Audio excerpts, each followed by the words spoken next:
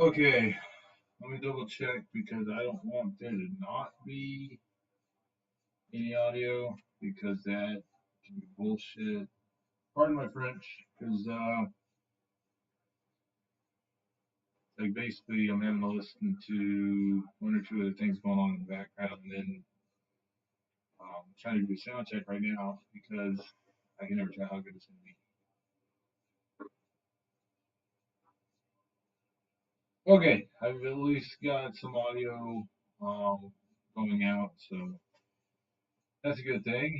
And now, what are we gonna do? Like I said, we're gonna laugh at some things that I look at, some things that I watch while I'm killing time. And so, I don't know.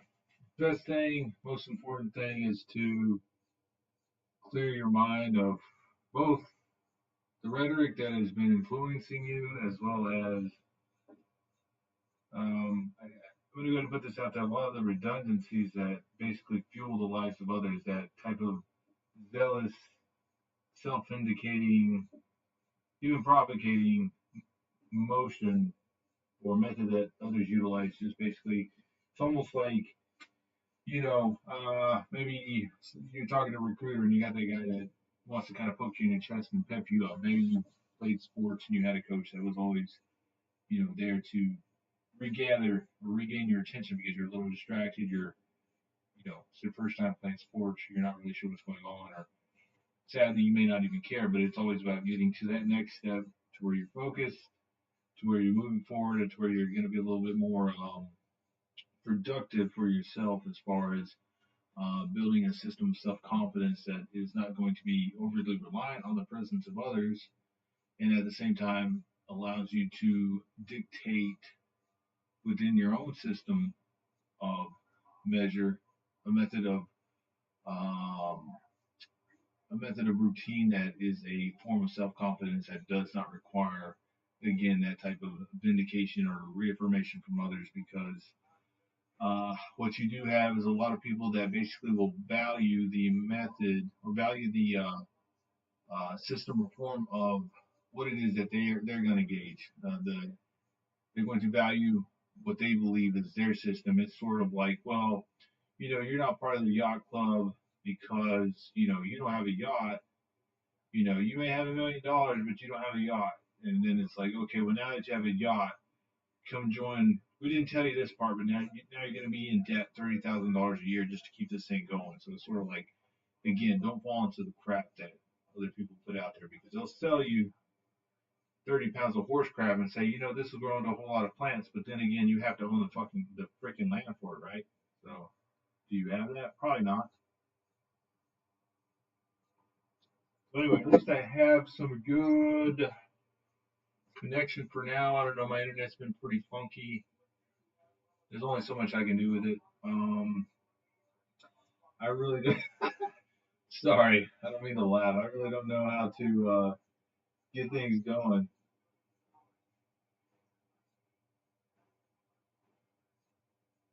Little, little loud in the background, so I apologize. But in any sense, let's proceed with this. And it's not so much like a lot of people they live in this sort of blindfolded or opaque or sort of obscured provision of what they are told is a method to move forward. And basically, that's the gist of the social system.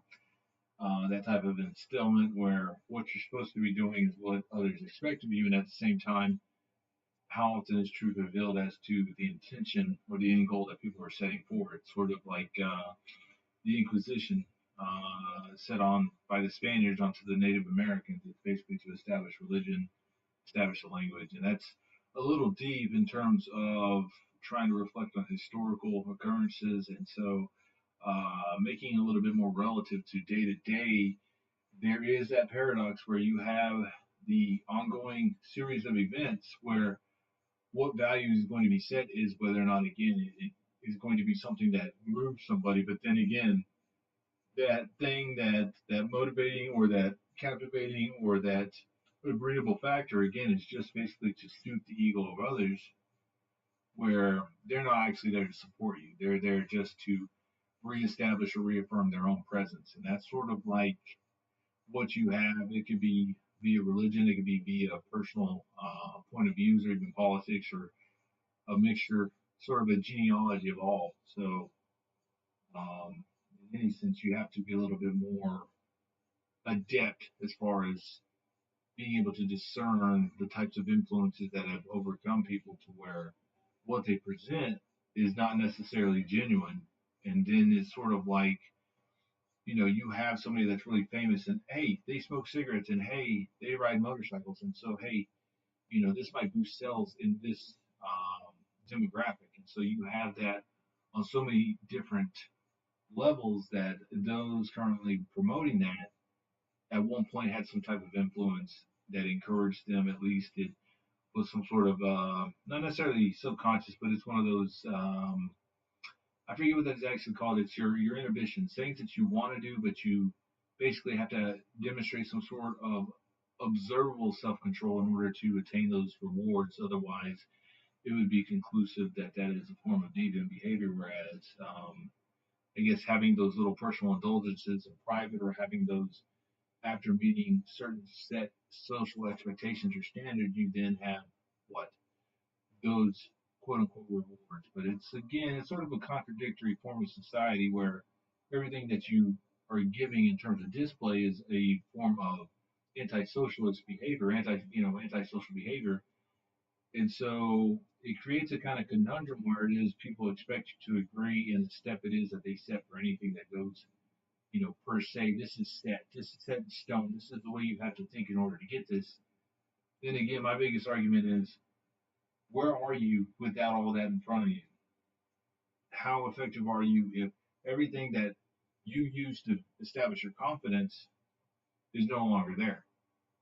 And so you see a lot of these Fox forms of bravado and pseudo self confidence. And unfortunately, there's a big gap in terms of being able to establish what you have in terms of the differences of, again, the genealogy of either sex division or the way that it is demonstrated between the variances and what people claim is how they're identified. And so, what aggression is, and observably in some, given either their personal history or their um, physical actions or the content of what they're speaking, to some it may just be more or less a provocation engaging that form of response that is then again observable, valuable, and then reinforced by a form of judgment that does not really place any sort of advantage to anyone other than those creating that accusation to begin with. Provocation is a very not only is it a powerful tool, but it's a very effective form of manipulation in terms of shaping social concept within the public. So you have those issues, but at the same time, again, it's sort of like, because if it's not seen as an aggressive action, and if it's somebody doing something that they personally feel that is the best for them, again, it's more or less whenever there are not those experiences given to those who may also be aware of such actions or may not be, you have that gap of sort of like a flux of communication. It's sort of like secrets. It's like you have racers that won't share their secrets, and it could be a great pit crew. It could be advanced technology on the tires. It could just be well tuned vehicles or machines or engines or anything like that. It could be a congregation of all those things. but they keep those things secret in order to remain effective, to keep winning, or have a lot of effective finishes and whatnot. And so again, there is that manipulation, and then again, there is that multi-tier system within this social structure, not only within the state, but also within the country, where you have very little opportunity to actually, and nobody really wants to discuss. That's sort of the brevity of, and that is again the consequence. It's the brevity of where this country sits in terms of all its social turmoil, its disruptions, and where it is that there are all these allowances for people to act out with such, you know, disingenuous zeal in terms of being so self-righteous. Having this type of, they're so, having, and this is sort of like a redundant term, but being that convinced that your efforts or your motions are without any, any type of fault. And so that's saying that, like, this may not be wrong because it does not specifically point anything out that those more powerful than me, or those that would address the same issue, would respond to.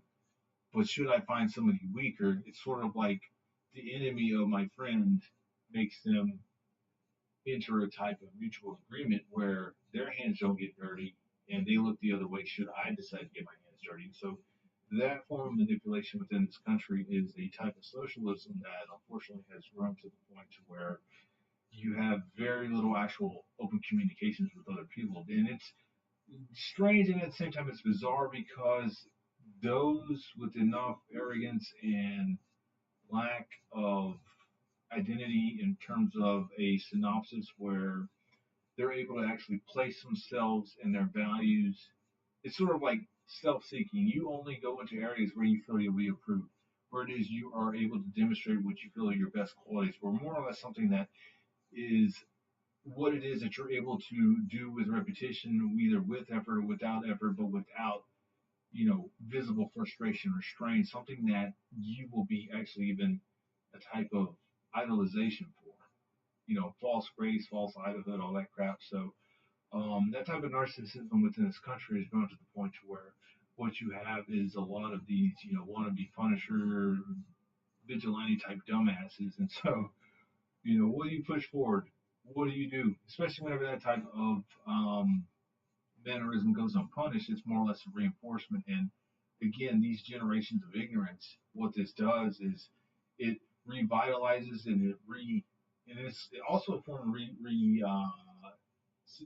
believe the word is re-incentivization.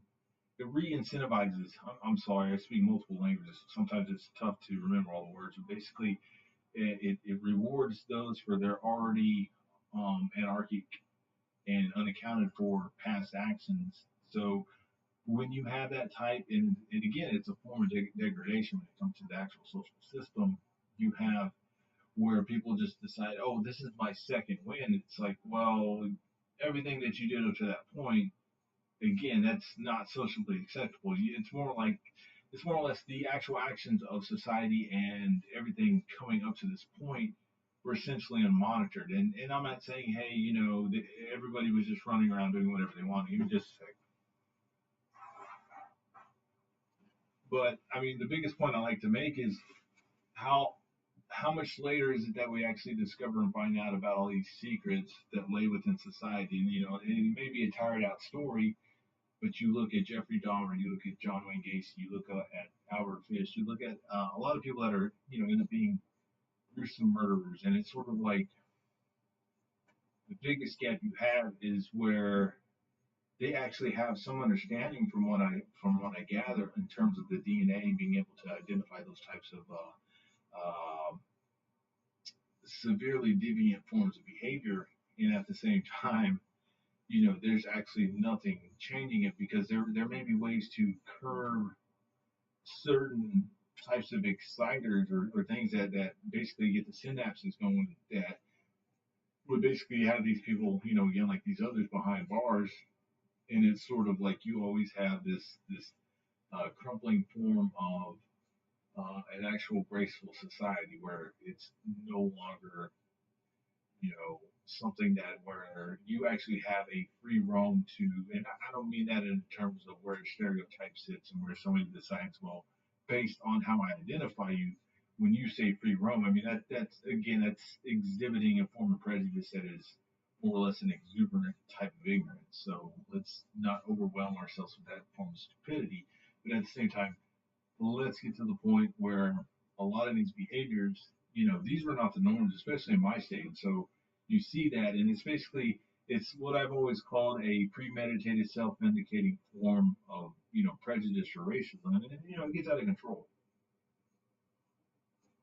Sort of like nobody's going to account, excuse me, nobody will account for the aggressive actions that I call it, and I'm speaking on their behalf because that's been the social norm. Because given the mass, um, you know, either population or percentage that I represent, they see me as, oh, I'm just worker Joe, and I must have done something to piss them off. They don't see that person actually being aggressive on either will or just acting, very peculiar or suspicious, or just having a lot of like what people would refer to as alarming actions, things that set off personal alarms that tell you that whatever it is that's in their mind and whatever it is that you represent to them, it is basically caused a form of excitement where they get into a roused state to where they have obviously either intentions or they seek to intimidate or worse. And so that type of action, and like I say, it's been in repetition, has been um,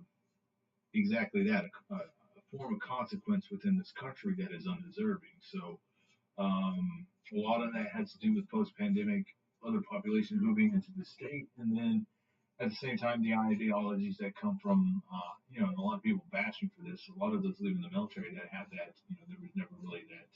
Yeah, they say discipline, but then you see that within society, and there's really no consequence for what I've done. And a lot of people would say, you never done this, you never done that, and yet at the same time, for me to make these statements and then suddenly, if they weren't true, I guess I wouldn't be getting as much heat as I do for saying that because, if it's a clean slate, but, again, it's sort of like nobody will actually come out and say, I thought this or I did this. It's sort of like the actions as people age. It's more obvious what their intentions are because they end up, either stating what their overall goal was, or the expressions are a little bit more identifiable because they can no longer hide that, with youth. And so that's the biggest um, and most prevalent um, identity crisis that we face in terms of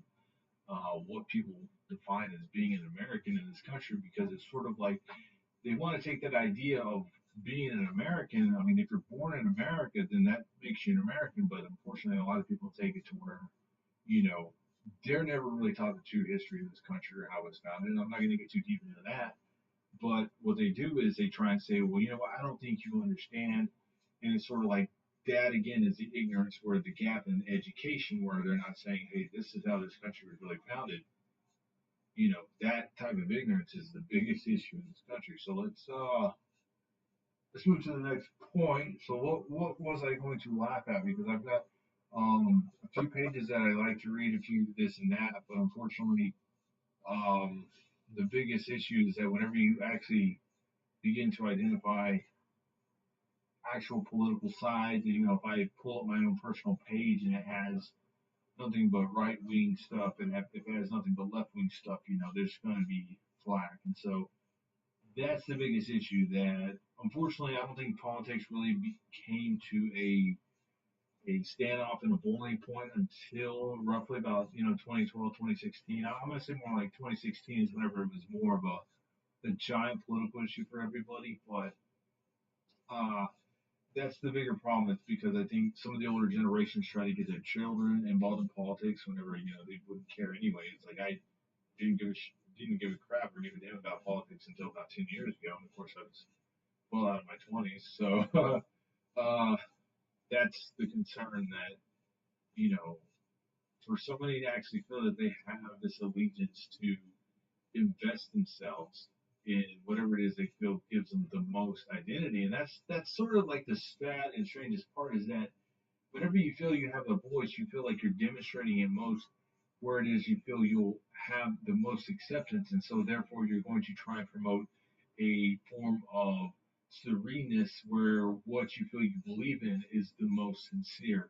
And so you've either never one actually experienced any type of actual true hardship, or what it is you're seeking some form of approval because you're trying to preserve the character that it is that you feel that's best, that will give you the best opportunities once you leave whatever it is you're doing. If it's a collegiate career, if it's going on, collecting education past that, or if it's actually having enough business connections that would have what you've already identified as relatable factors that would remove any type of obstacles or hurdles that would, otherwise, oh, well, they found out that, you attended a Donald Trump rally, or hey, they found out that you took a picture with Joe Biden. I mean, it could be anything.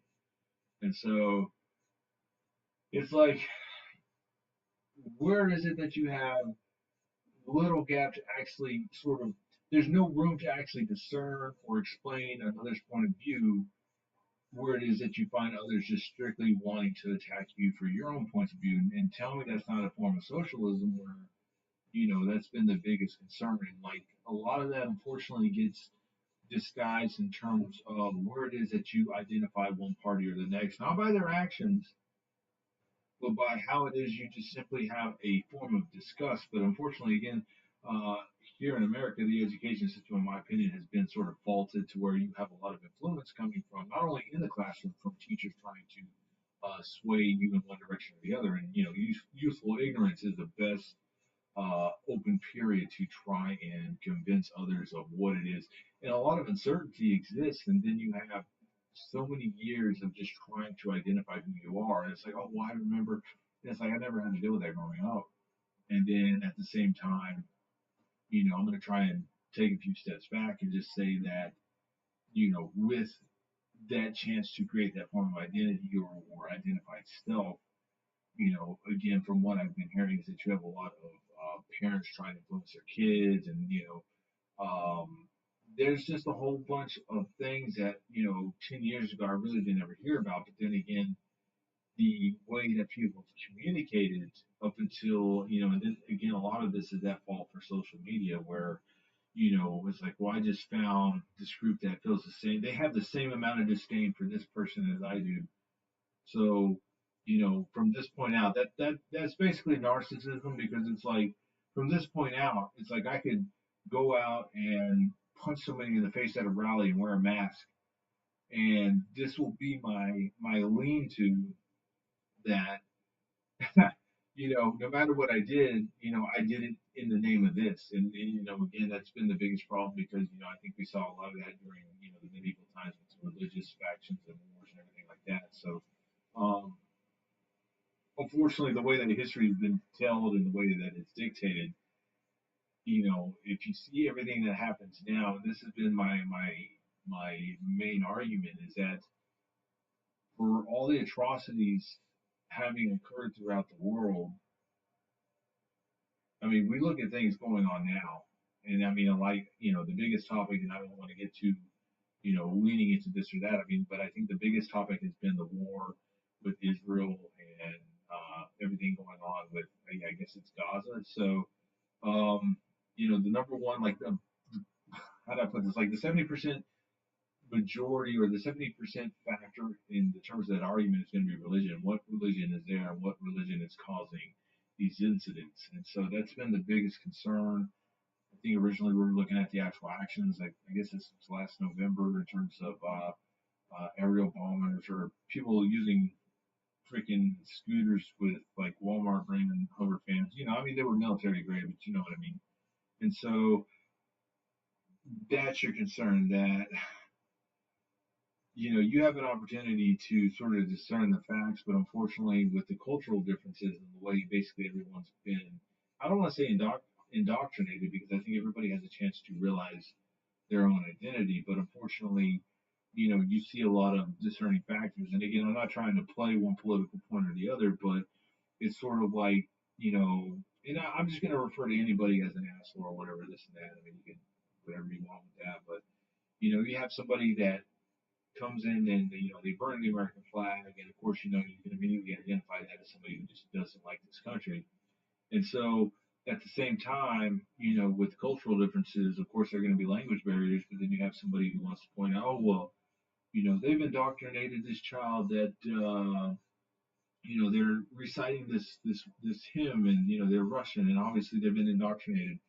I mean, the only difference between, I guess, a child reciting something in Russian and then a child reciting something in English, they're both pledging allegiance. They're both taught at that young age to, this is your country, this is what you stand for, this is what you protect, and this is what basically gave you that opportunity for life to actually experience things like no others. And of course, again, there's been a rise in the type of way that people try to influence and propagate, and a lot of it has been a type of gluttony in forms of material possession, where a lot of people have been basically just uh, been they're either gonna feel like they're less, or you have those that want to try and tell them, oh, you're less because you don't earn, you do not own this, or you're not part of this and this. And so that's been another big issue that, as people have moved into my state, at least, that you have a lot of the materialism where people just think, oh, well, because I own this, I'm that much better than you, or oh, because you don't have that. And, I won't get too big into all that, but I mean, basically, if you have friends that and create little networks, I mean, it's not that difficult to say, hey, you have this, I have this, we can go into business for this. And, I mean, it's a real, I can really break that down. And then again, at the same time, it's sort of like nobody wants to believe it because they just think, oh no, you're just a good person and you were given those chances because you're just an outstanding character. But it's like unless you have a camera around you for 24 hours, you don't know what the hell that means. I mean, again, that's that type of youthful ignorance that really gets nobody anywhere, and it can be generational ignorance too. But I sort of digress with some of those points. But the biggest challenge, again, is identifying where it is you stand in terms of having an opinion when it comes to sorting out some of the issues that arise. And unfortunately, in terms of sorting out the issues that are ongoing with politics, is that you strictly have um, too many issues ongoing where people attempt to. It's sort of like a flurry. It's sort of like I'll even go old school and kind of be silly about it and say it's like a witch's brew. It's a concoction of several items, but it's at the same time, it's like I can, excuse me, I can relate it to pesticides. It's sort of like you have a certain order it is that you're supposed to mix the chemicals together, and as you agitate them, you load them in a specific order, and of course you're only supposed to apply certain chemicals to certain anything, and at certain times of the year under certain weather conditions or temperature conditions and whatnot. And so, um, unfortunately, it's sort of like let's put it like this: like let's say it's sort of like, hey, you really want to go to this concert, but the only way to do that is you have to wear this color of shirt, and we're going to put this mark on your shirt. We're going to do it right there when you buy the ticket because unfortunately, our ticket machines are down. It's the only way we can do this. And then at the same time, they're not telling you that what they're putting on your shirt, it glows in the dark. And so they're like, oh, well, at the same time, and it's a big mess because the way that people have basically felt that they need to integrate others into this country is they don't even understand where it is that they're overstepping their boundaries and trying to set their own rules, the same ones that made them leave their own state, and they're trying to bring them in over here. And again, that is more of a form of fascism. I hate to say it, but it's more or less like when people have a stereotype so big and they move into another state to say this is y'all's problem, they haven't once even tried to put an effort to try and integrate themselves into the way this culture works because we have not had those problems in terms of like mass anything like mass riots, mass looting, all that crap that goes on. Unfortunately, in California, it goes on in Washington, it goes on in New York City, you know,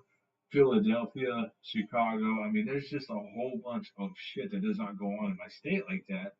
But unfortunately, you have all these people that are, the same shit, the same crap that they claim to be tough enough to handle is somehow the same step and same motion that made them leave their state. And then they want to come over here and promote that, like, well, you're here to take control of this and that. that tells me that that's racism because they're coming over here and telling certain people that crap instead of sorting out the, basically the mess that exists in their own state. And so people will validate it some other way. They're going to look for somebody else to relate to that's just as prejudiced as them. It's going to say, oh no, and that's sort of the problem. Whenever you have that established for generations, for more than decades, I mean generations, a few centuries, there's your biggest issue. Is that that type of ignorance is going to look for another form of ignorance to state, well, no, that's not right. And I can sit here and talk until I'm blue in the face, discerning all the facts, but whenever you're in, face to face with that type of stupidity, they're not really there to talk. They want to talk whenever it is they feel that they're going to sound smart, and it's sort of like they're talking because they feel that they have that motion to tell you what to do. But when it comes to time to actually discerning and sorting out the facts and using logic and basically placing a form of not necessarily hierarchy in terms of where people stand in society, but basically trying to establish where it is that they began their logic and how it sets to where what they have is recognizable more than just past that little dirt mound that they're standing on. How far back can you stand to say that that's going to work from back there? And again, how is that not like a paramilitary type state that's pretty much unregulated because you have so many sects that act out like that, and it's sort of like I've been all throughout the state, and that's been the biggest issue. This that type of general hostility, and basically people, saying, well, you're not.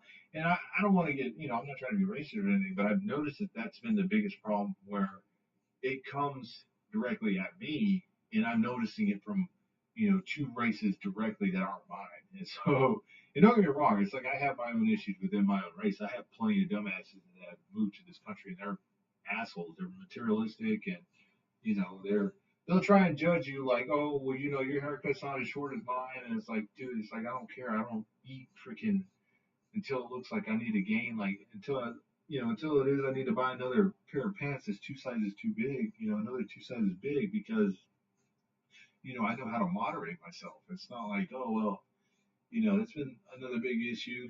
People that move into this country that are of my relation, and they just assume, oh, well, we don't, us established natives, y'all don't care, y'all don't know what work is, y'all don't put in enough effort.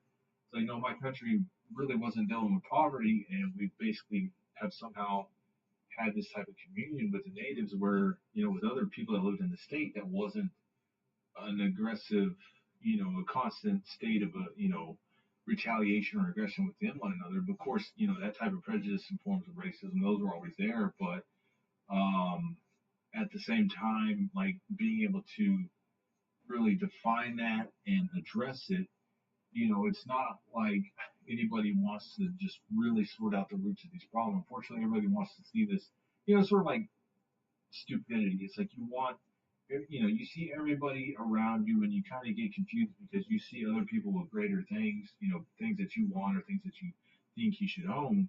And you assume that, oh, because the population's growing, that suddenly that will come to me. And it's sort of like, you know, it's sort of like the issue with obesity. It's like you see people at the drive-through all the time, and you're like, oh, other people are eating too. It can't be that bad. Then you end up going 2 or 3 times a day, or you end up going 10 times a freaking week, and before you know it, you're 35 freaking pounds of overweight. You can't even can't even jog 2 miles without crapping yourself. And so that's been the biggest issue is that you have so many people that they think they're ready for everything, and it's like, okay, whenever you live with that mentality and you're not actually out there stressing yourself trying to figure out where it is that you stand and how much it is that you can actually tolerate and how much it is you can actually get through and how much it is you can actually put out there consistently, then you're not really trying. You're basically relying on some little image it is that you think others will idolize. And again, narcissism, it's a big issue in this country. It is so fucking bad. So um let me see what I can do because it's like even with my sense of rationale, the biggest problem is that no matter how right it is, you have so much more going on, so much that's basically occurred throughout the state and throughout the history of this country that there are so many tactics and methods that are, how do you put this, that are utilized and stored within systems like the CIA and FBI, mainly the CIA, that they've been tried and tested, field tested, and all that, to where you know all it takes, like we've seen, is a little flick of the switch for something to go in motion in terms of operations or anything like that, and so it can cause disruptions. And unfortunately, most people do not have the constitution or the mental focus or the mental stamina or anything related in that fashion to really sustain any type of momentum in terms of maintaining a message or keeping a message. I mean, everything you do is meant to be a distraction. And sort of like my biggest argument, and it's sort of like a far reach for a lot of people, but again, get your phone out and put it in front, just turn the camera on and sit right there in front of one of those cars with the HID lights, the super white brights. It's fluttering like 1,000 times a minute, man. It's meant to constantly reset your focus. I mean, it's just a constant mental disruption to where everything around you is a form of material possession that you believe, you basically just become a consumer. And, a lot of people think I'm socialist, saying, oh, well, it's like, yeah, I don't like capitalism because basically because of the greed it creates. I mean, I'm not saying capitalism is something you need to destroy, but I'm saying a lot of it becomes unregulated because the government's not going to look at it like, oh, well, a lot of these people that have been working for this long, they basically would deserve these new opportunities. They're missing out. They're looking at it like, oh, well, this business is growing. This is that much more tax money that comes, and it's going to be for us to basically make a more centralized system. And unfortunately, that is the biggest issue with capitalism, is that you have a lot of people with a lot of great ideas, but unfortunately, in the business world, like they say, not others aren't going to want you to move in to an area where it is that there's a potential to make money, because why? Unfortunately, that's what happens with capitalism. It continually, flux the value of the dollar, and everything's becoming more expensive. And so they're basically at the same time validating that social system where that form of aggressive behavior gets overlooked because, oh, everybody's saying, oh, it's for this, it's for this. So you can see where there is that social system, that social state of decay, and it's basically at the root of greed fueled by capitalism. So it can be an issue. Anyway, let me look at some stuff to see what's funny today. Crap that I laugh at because I don't know. I mean, it's kind of tough doing crap on Rumble. Not that Rumble's super terrible. It's just that unfortunately Rumble doesn't have a lot of channels though per se, and so I'm trying to think of the other website that I was using, stuff we can look at, because basically what I wanted to do was I don't know, I was kind of bored. I was working on my Harley last chance I got, but I need to order a new clutch. But I got to pull it out to see what's really wrong with it. If it's just a few plates or if it's the entire clutch. I mean, that cable was a little loose, so I was kind of trying to adjust it, and whatever. It's fickle. I mean, it's a Harley. What do you expect? So I don't know. What should I type in, or what should I look for? I can actually look for something. Watch, I can actually pull something up, and I'll pull it up. You just got to give me a sec because I've got it on my other screen. It's a little discreet. And of course, I've got two hard drives, so it's sort of like I got to find where it's at, figure out what the heck it's doing there. Let me see. Here we go. Okay. Ooh, we can read an old file that I got. Let me just make sure it's showing up on the old screen. Let me just make sure because I don't know if that's good or not because I can see it on my preview, but the full screen it's sort of like it's a little fudgy. I mean, it's priced. Maybe if I zoom in, maybe it'll let me move the side tab over. I don't really look like it. Do this. I still got that screen in the background, so we're good. All right, I got this old school file. This is an old school freaking what's that called? Espionage file. So like, you know, The dialect may be a little bit different because this came out in it says 1944, so it's been a while. But um, there's got to be a better file than this. Let me see, because I mean, there's always something. But unfortunately, the more you try to uh, in one step preserve it, and at the same time, the more you try to uh, promote, the more that you want others to discover. It's like you're gonna have so many distractions. Somebody's gonna want to show you the new flavor of bacon for some reason, or somebody wants to be your virtual boyfriend or girlfriend for the next 20 or 30 minutes, as long as you give them some money, right?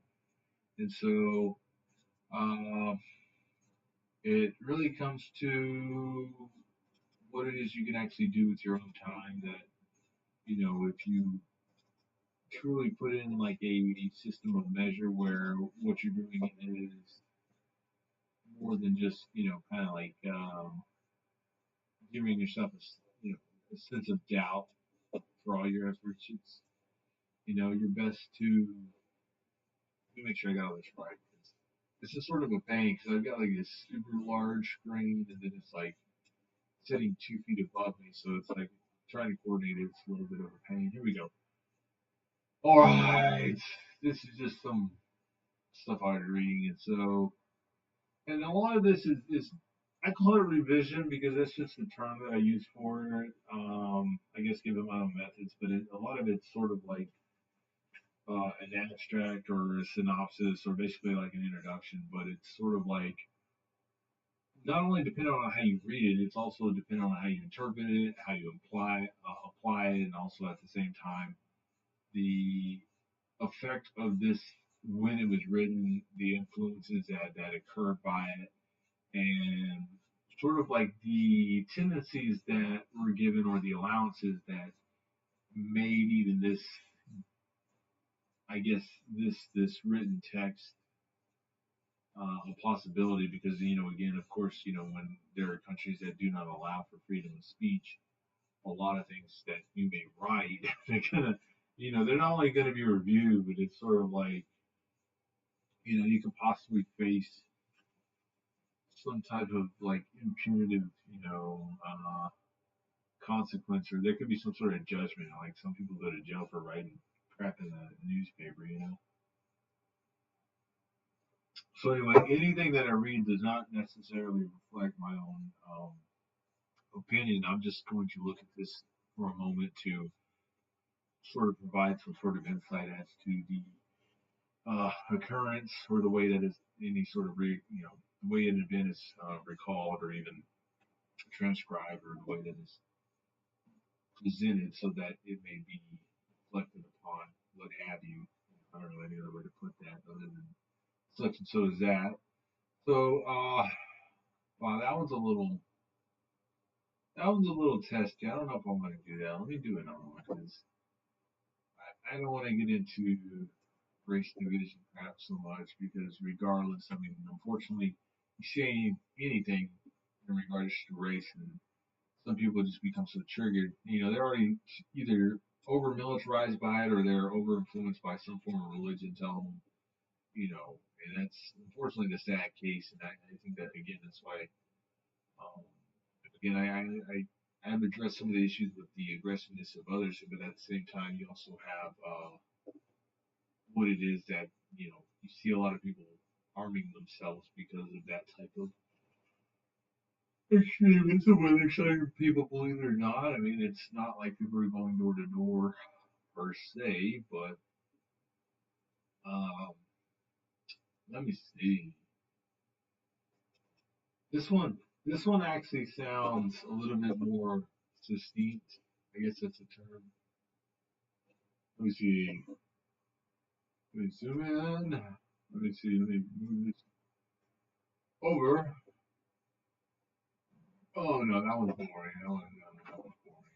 I mean, I have a few of these. It's just, it's just I get so wrapped up in other stuff. It's like I can't always reflect on all of them because uh, I just hate typing. If I had like a super comfortable keyboard, and if like I knew people were not going to be annoying as hell in my daily life. Hell, I don't be writing all the damn time. But and of course you don't get points for penmanship anymore. So.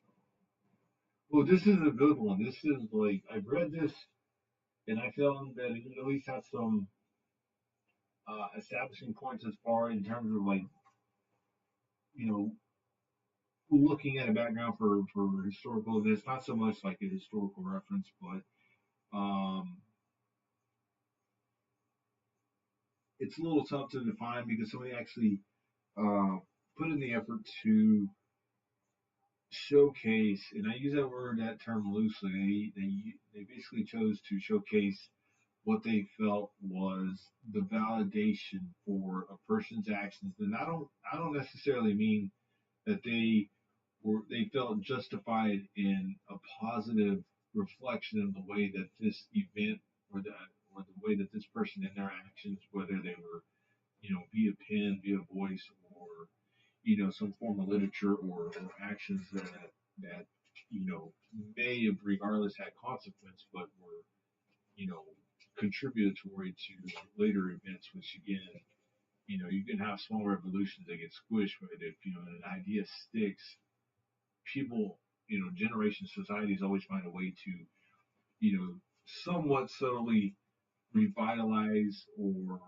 sustain that without so much facing the same direct consequences those that later become martyrs for it. So, you have to kind of keep your eye out on stuff like that because, like let's say with Adolf Hitler, you have, even though the Nazi faction in terms of that military power is gone, you still have neo Nazis in terms of uh, I don't know the Black Panthers of the '70s here in the states. You have BLM in terms of the KKK. You have different branches within each state. And a lot of people don't want to talk about it. I don't give a shit.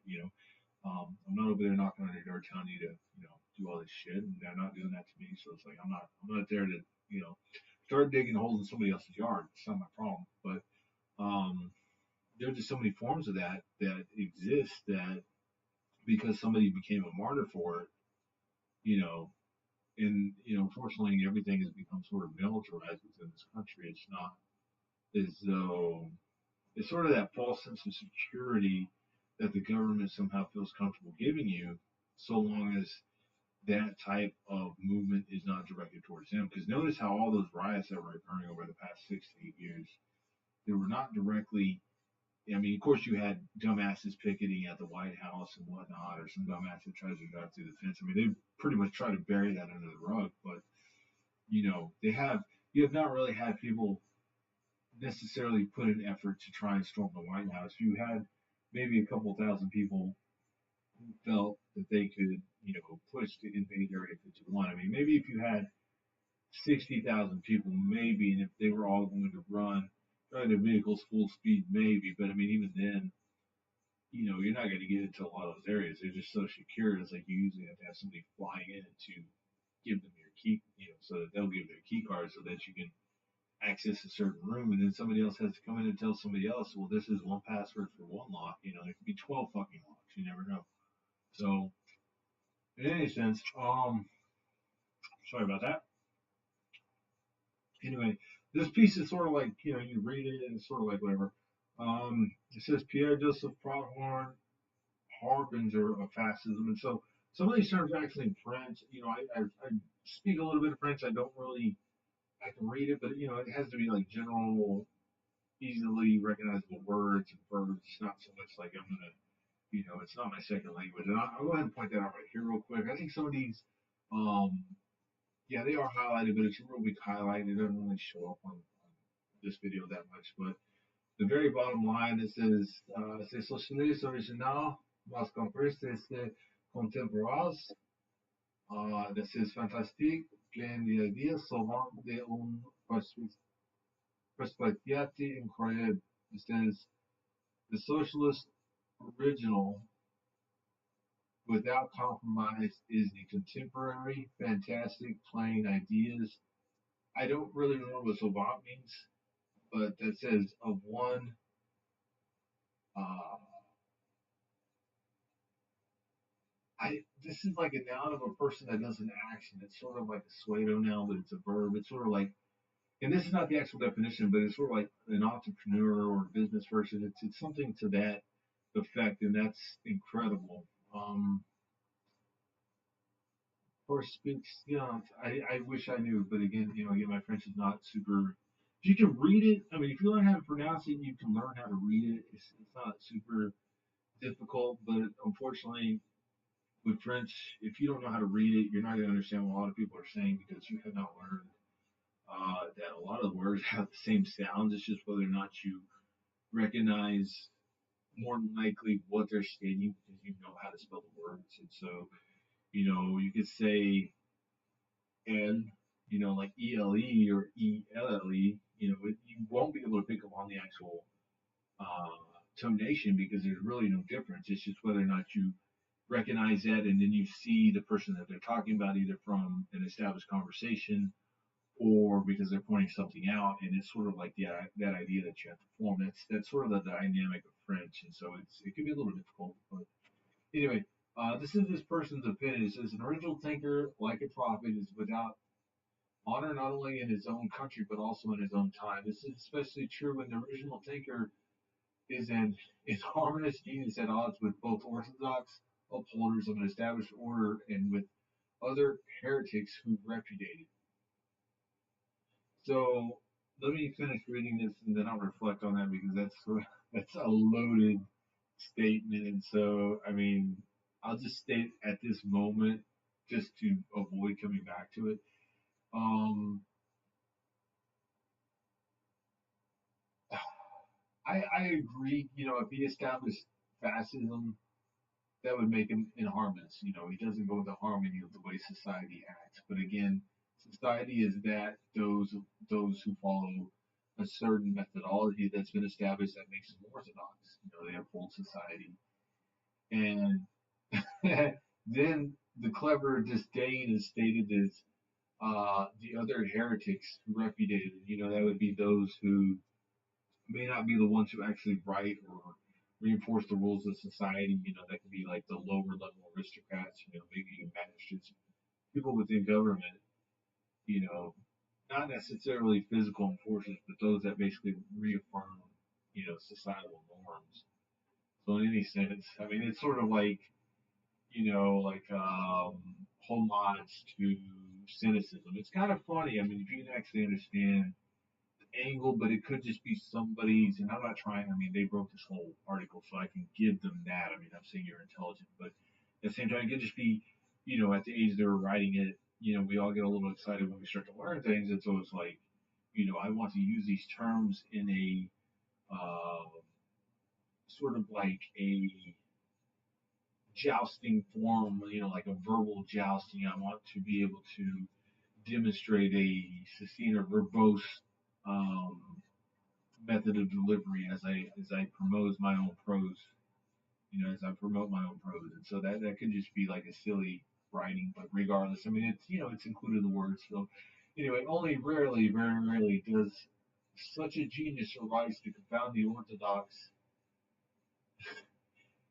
and to confuse the heterodox. I mean, hetero is basically something that would be productive to the same motion and method of orthodox. Basically, something that ensures it's preserved and at the same time it reestablishes. It's sort of like breeding, like a heterosexual create or even like a hetero genus mixture would be like all those things that establish such that make that type of mixture, which essentially make a compound that they for the most part agree together. It's not like a homogeneous type stuff. So anyway, he becomes the great misunderstood of his generation, and for this reason, the true importance and real contribution of the inharmonious genius.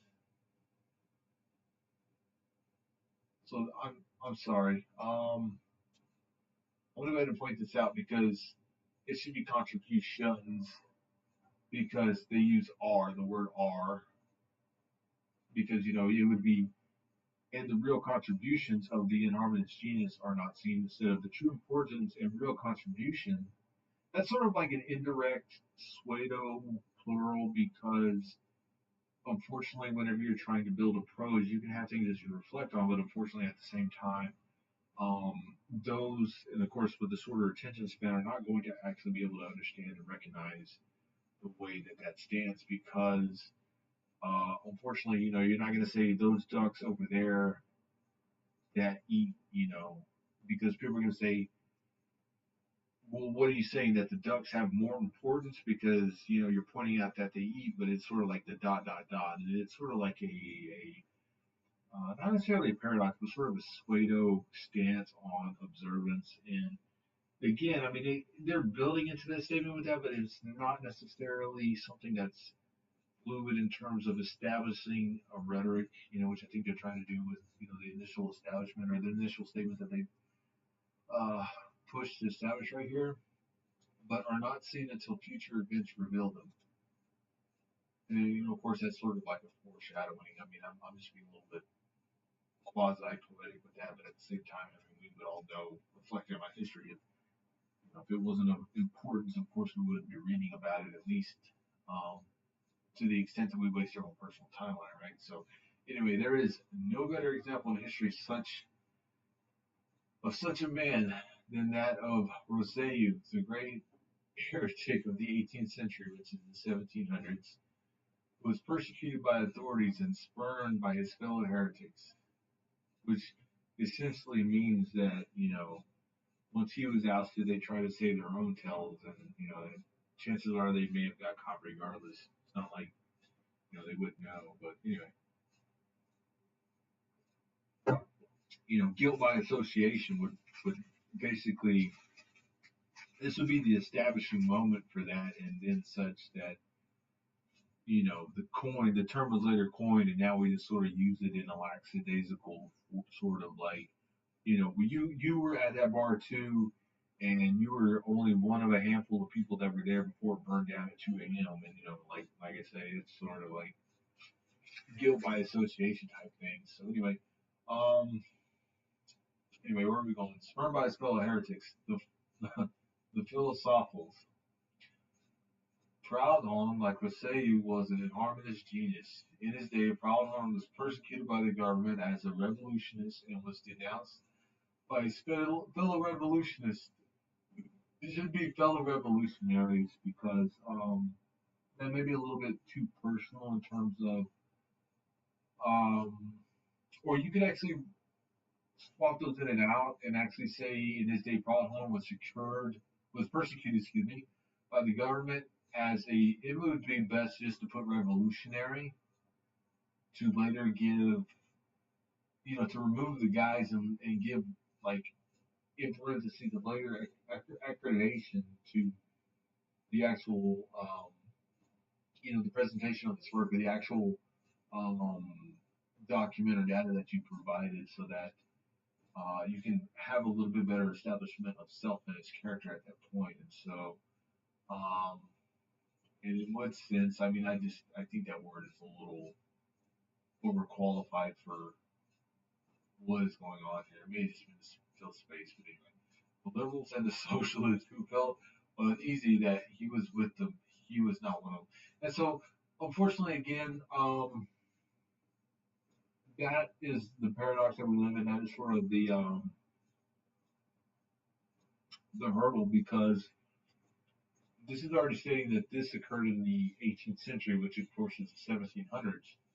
So, how many people actually here actually have an idea and can define that?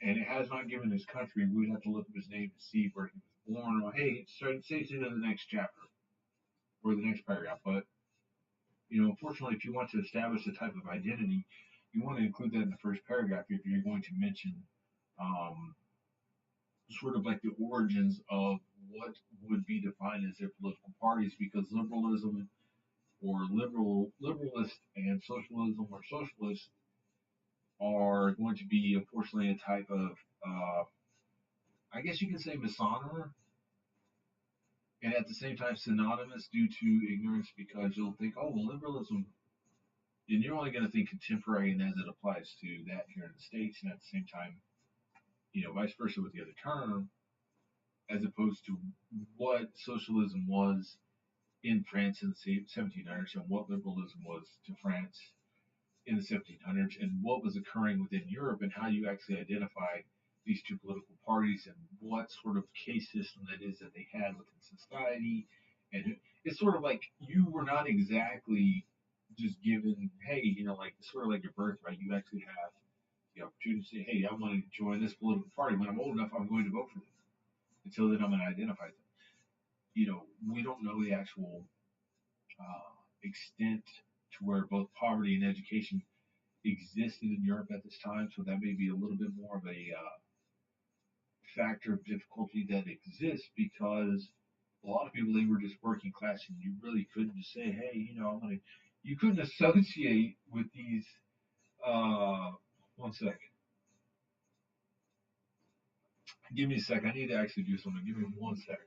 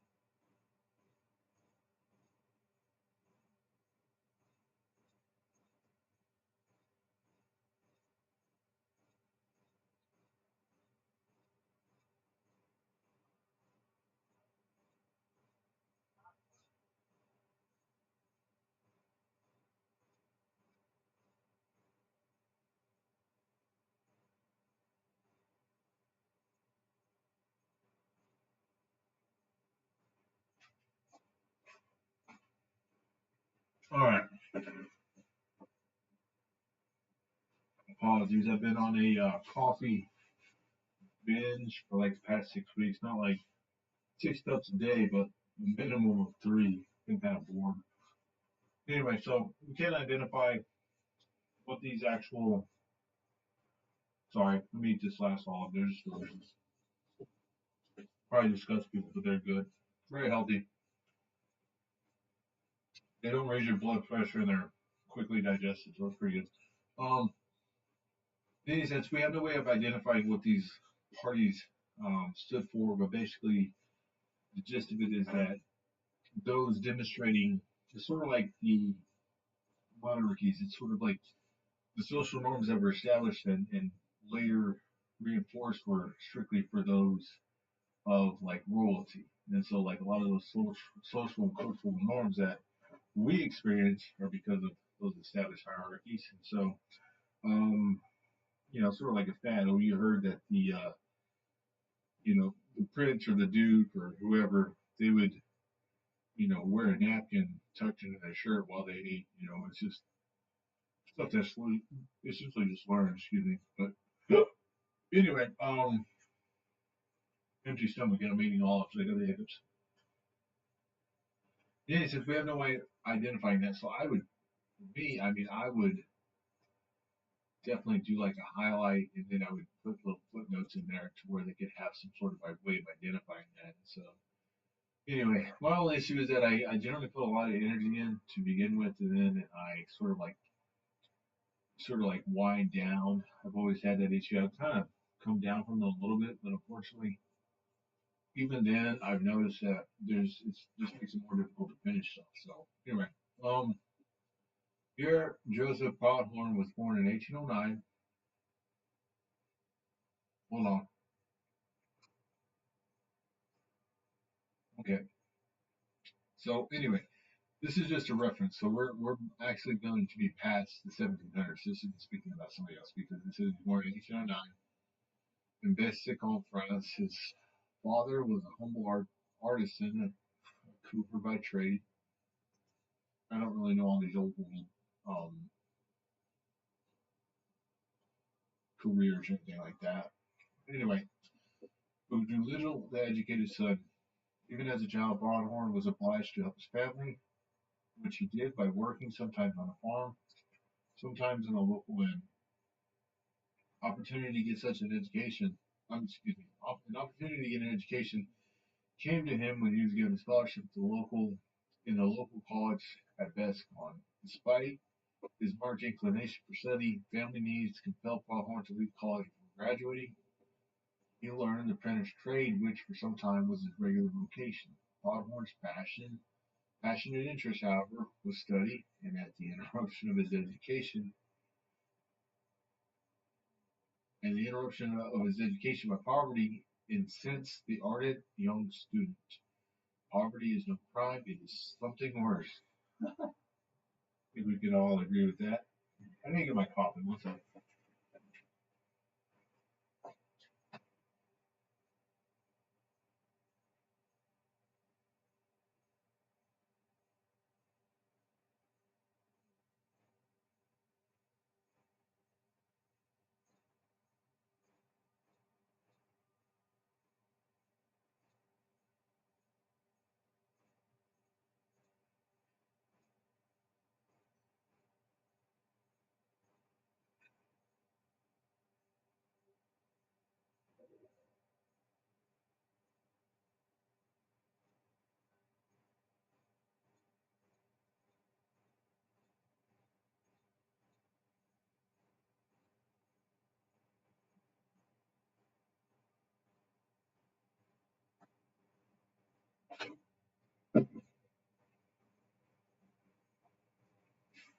All right. Coffee tastes a little watered down, unfortunately. There's not really much to touch on right here. I kind of get bored by the whole beginnings. A lot of people say you didn't pay enough attention to their young life. I'm like, how can I live somebody's life in a few lines of this and this? Anyway, again, the question of the social order, which puts so many difficulties in the way of a poor boy seeking an education. I mean, that's more of a writer's interpretation, sort of like, you know, justifying what they later did and then so much and such. It's a little dangerous to play, psychologist for what is limited in terms of actual observable actions, and then the biggest challenge is needing to interpret, somebody's work because, unfortunately, something can be motivating, like they say, ardent, but it would just be more or less like the actual motivating factors that contribute and inform that type of language, or that type of perspective, and so gotta be careful. Anyway,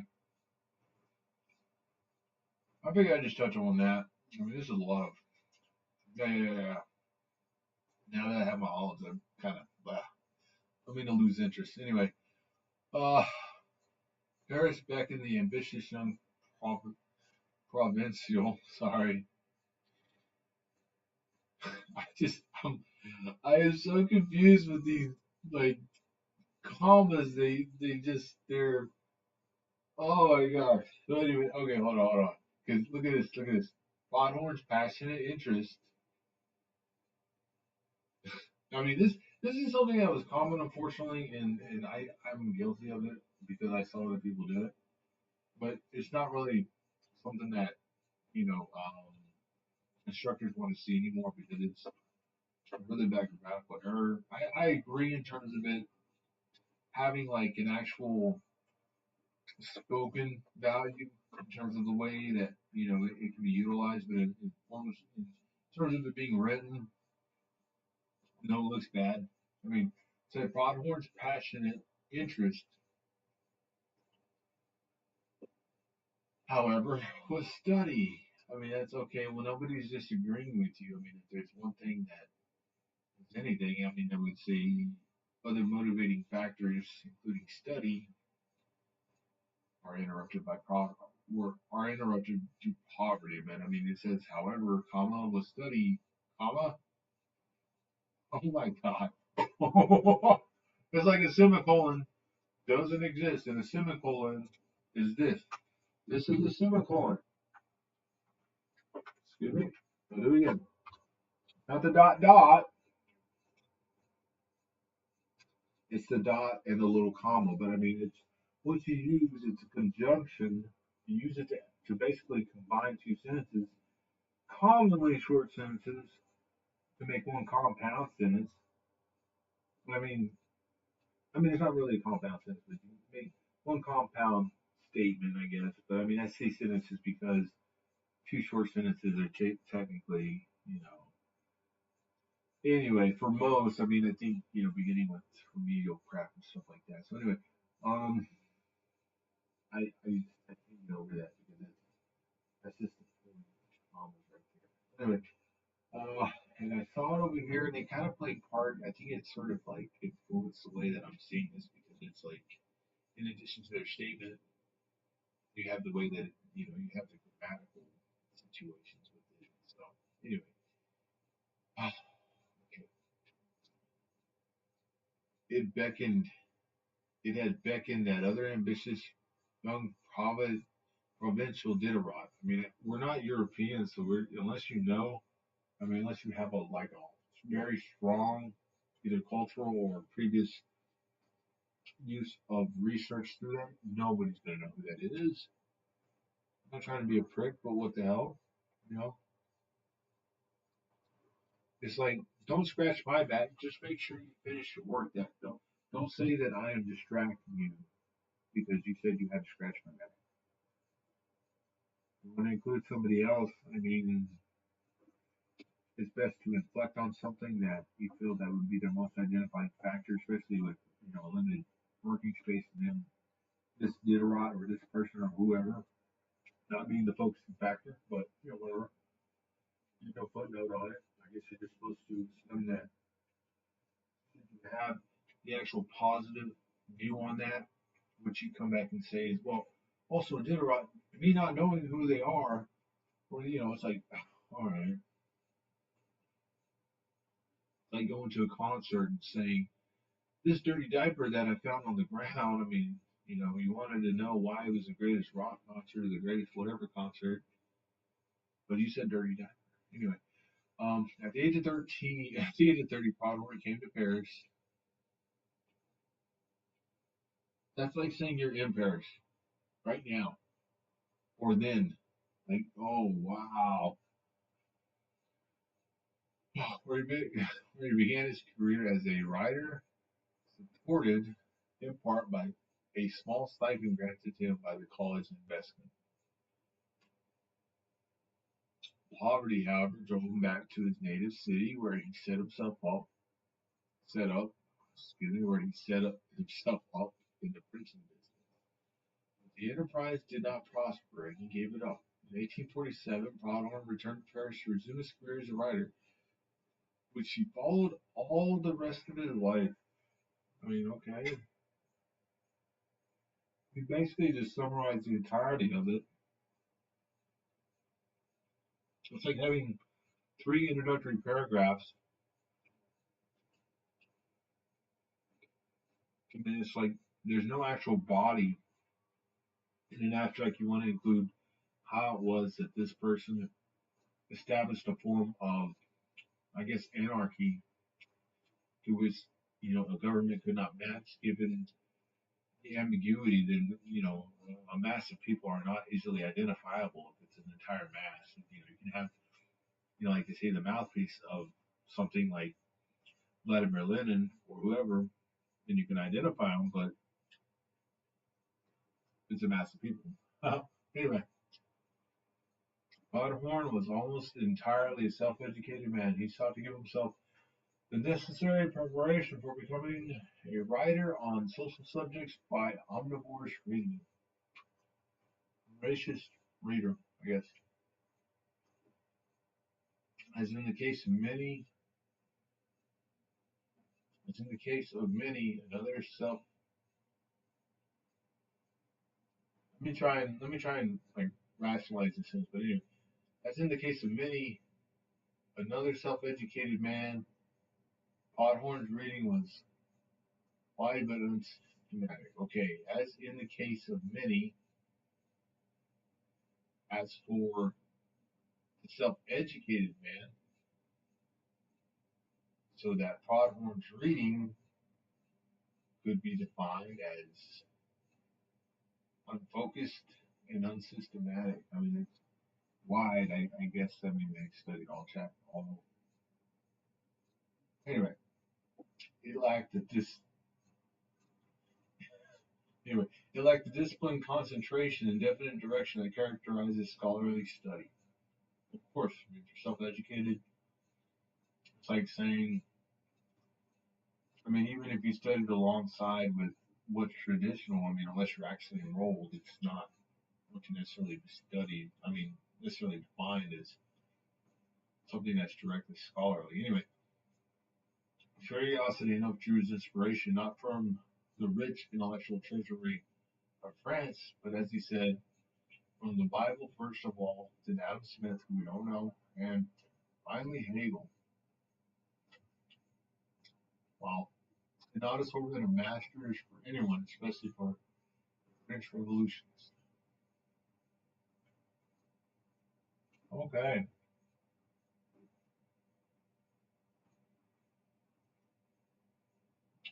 this is interesting. I think I'm going to read this until I'm out of olives, then I'm just going to figure that out. Not saying I'm bored, it's just apparently this is barely page 3 of 25. So, in 1840, I mean, another grammatical error. In 1840 appeared,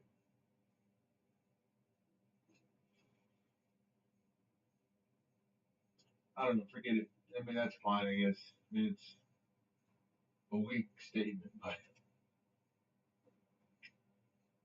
all you had to put Ottoman's first book, then the title, then the year in parentheses. But anyway, qu'est-ce que la propriété?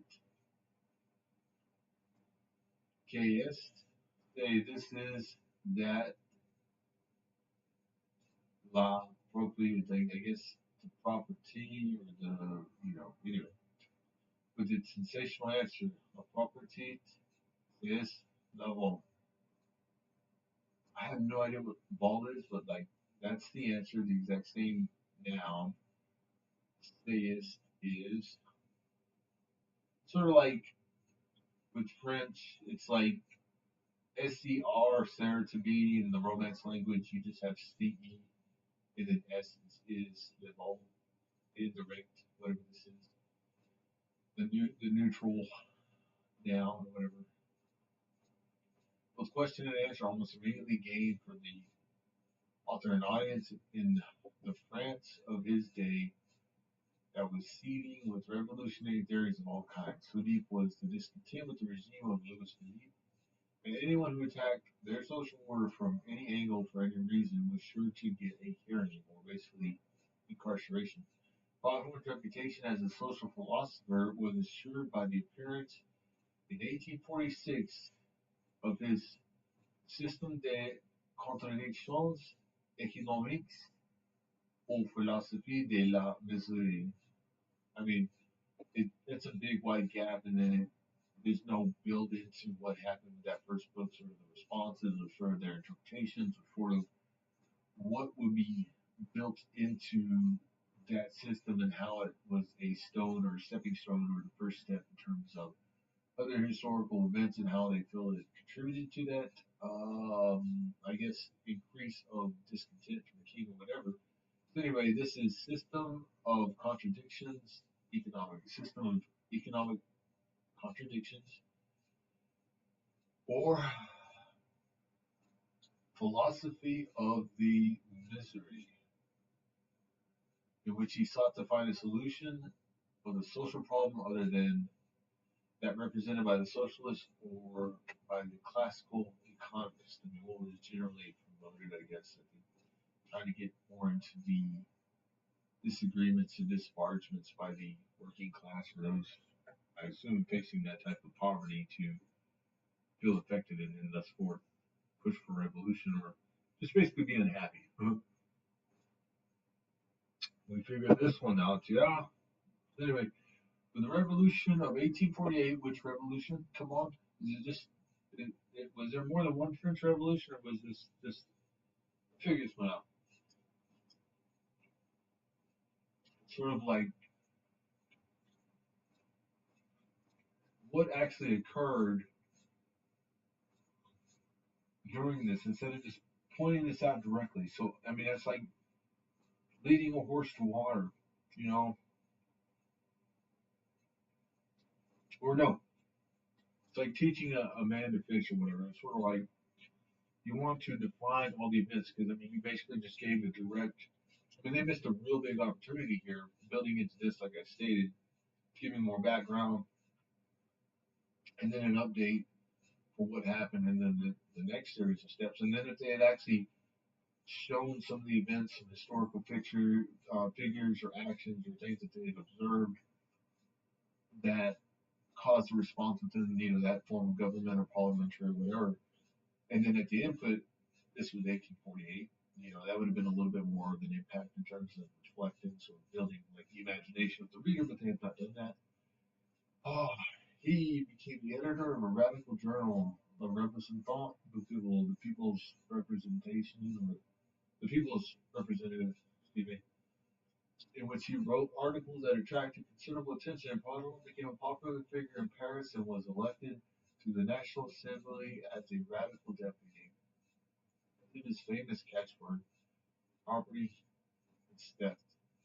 He was expected to be on the socialist left along with the Drouin and Louis Blanc.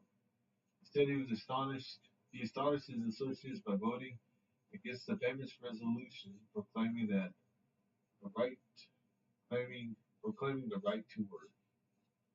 He also voted against the adoption of the Constitution establishing the Democratic Second Republic on the ground that he did not believe in constitutions. I mean, this is sort of like, this is something to really study on, and it's like, unfortunately,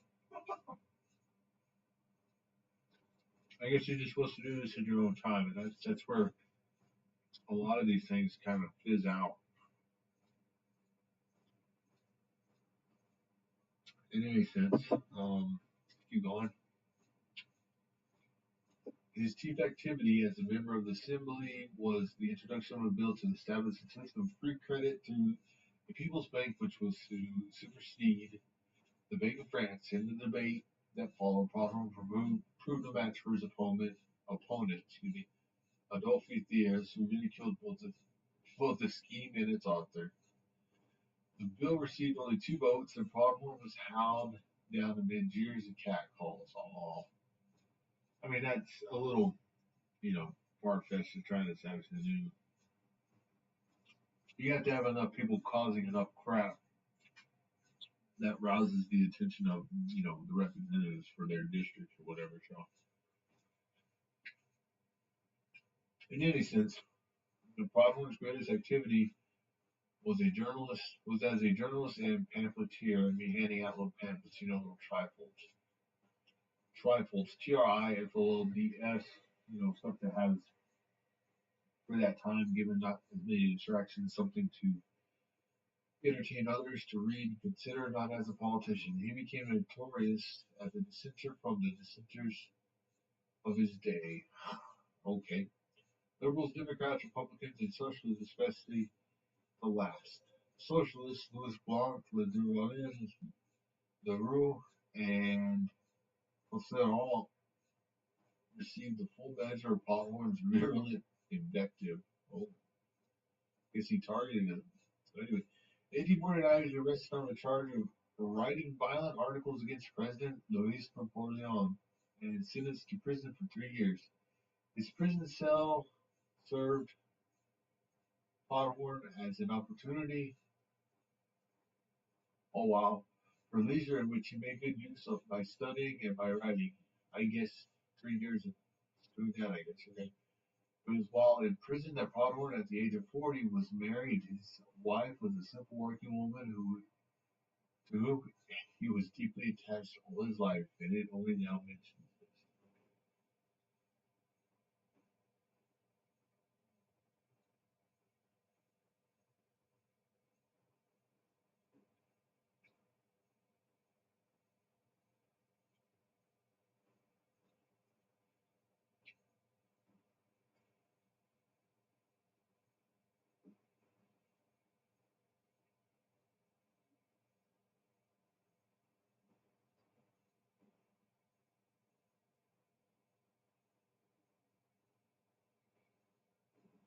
Well, yeah, this coffee's super watered down. I don't know what I did, but I messed it up. Messed it up. Anyway, a number of books as well as a wife emerged from Prodhorn's prison cell. A volume appeared in 1852, La Révolution sociale démontrée par le coup d'État de 12 décembre. The revolution, the socialist revolution, I guess it's demonstrated for, everyone knows what a coup d'etat is, and that's of 2 December. I believe that's the 10th of December, or 2, yeah, 2nd December. That is created, that created a sensation. In this volume, Prodhorn held the overthrow of the Second Republic as a great step of progress and extolled Louis Napoleon as a hope of revolutionary France. The book roused a storm of bewildered criticism, consternation, and bafflement among Democrats and Socialists of the day. During the period of the Second Empire, Proudhon was actively engaged in writing. I think we've established that. So anyway, I mean, you should first identify the Second Empire, either through political establishments or majorities, or from rule, urge, or kings, or whatever, or significant events that may affect us in our own way. I don't know, very bare bones. Anyway, during the second period, Empire, Proudhon was actively engaged in writing book after book and pamphlet after pamphlet poured from his business pen. He attracted the hostile attention of the government when in 1858, this is a long time after prison, this is like, I don't know, dude. Anyway, he attacked the church in his book De la Justice dans la Révolution et dans l'Église. I don't know what l'Église is, but in, dans is in, like inside, the justice in the revolution that is in the that's in the church. Iglesia is like a Spanish word. So anyway, the Iglesia. So anyway, the way the French do that, la, since it's, I guess I'm assuming it's feminine. So they put the L in front. They don't put law all the time. So anyway, it's a direct down. Anyway, his arrest was ordered, but he fled to Brussels, where he lived for 3 years. Wow, it's hilarious. In 1862, Broadmoor returned to France, where he died. I guess that's just his story, but I mean, this is it. It goes on, and that's really page 5, and it's already listed his death. I mean, how is this? It's so out of order. They just give you like the complete identity of who he is, and I mean that's good that it's 5 pages, but it's not.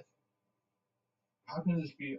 It's a good work, but it's not organized. It's not staged where it's a little bit more systematic, where it allows the reader time to sort of read a little bit into the depths of it and know what's associated. They're not really building who this person is. It more or less just goes into like what you can kind of generalize and what they generalize essentially, because the reader 9 times out of 10 is not going to look up all this stuff like who this person was, who this king was, or come on. His books had a wide audience and greatly influenced the labor movement in France. Not a little of Prodhorn's influence, not a little of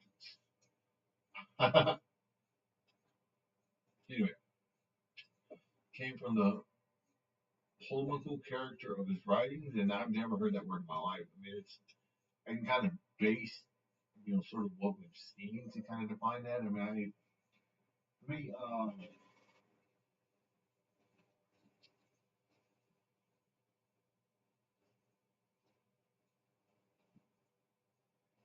I'm a bookworm, so I just want to.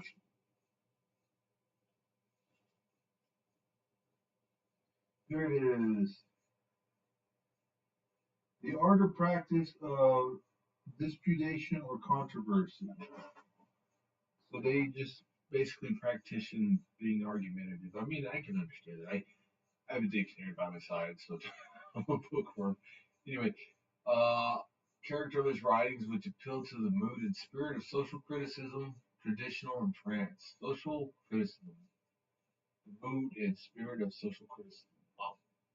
He developed, I mean, that's good. I mean, we should know more about the tradition of France and its use of social criticism. Anyway, you can kind of see that demonstrated today. He developed a manner of writing that was vehemently critical in tone, vivid in language, traits in style. I mean, I kind of get where that word comes from. I want to get a base definition on it just to sort of identify it, but tradition to me just seems like it would be something like almost like sort of like religious in tone in terms of its, you know, not really wavering or bending to any type of open ideas. I just give me a sec, give me a sec, give me a sec, because I got a book right here. Let me see, let me see. Thracian, Trech. Thracian. Sorry, I was thinking Thracian. It says here, cutting or sharp, penetrating, incisive, forceful. Here it is, best one. Forceful, vigorous, effective. Pretty much. That's pretty much how summer legends go. Anyway, style and devastating in character. I don't know what that last one is. Anyway. Systems of thoughts, systems of thought, public policy, and famous reputations were demolished in a torrential verbal fury that left not a lack that left not a rack behind.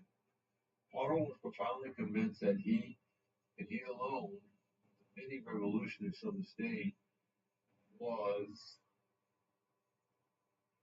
as an indirect sentence and then a junction with a comma in the middle for a pause definement or pause in a moment to define or revalidate that first statement, which is a little redundant. Anyway, he and he alone of the many revolutionists of his day was the complete, that he alone was the complete and legitimate, or you could just put most legitimate, comma, most legitimate instead of, I don't know, most legitimate expression of the revolutionary movement of France in his own time, and since he had been regarded by many as the uncompromising champion of human liberty in every aspect under all circumstances. Okay, let me see if I can't pull up one of his writings real quick. This is sort of like, let me, I mean, because it's a little, I don't know what that's, I guess I want to say it's a little presumptive for the reader to put this. I think they're just doing that because, I'm serious. I think they're just doing that because it's sort of like saying, oh, well, this was the greatest team of that time. And that's only basing it on championships. I mean, you could have a better team, and they may have just ended up losing, because somebody was injured, but they were okay. Okay, it says he has 710 books supposedly. I mean, that's amazing, but I'm just not seeing a first picture of this guy. I figured he was like what do you call it? Like a dry, frail, skinny, and tall type person. It looks a little bit more like Trotsky, the Russian Trotsky, the only threat to Stalin. um, I don't know. See, the only problem is that these might be in English, so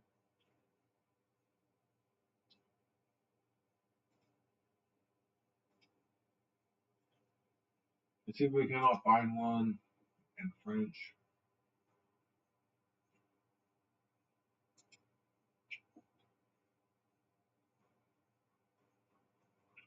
I mean, I did find a good website for more of his stuff. That's incredible, but no.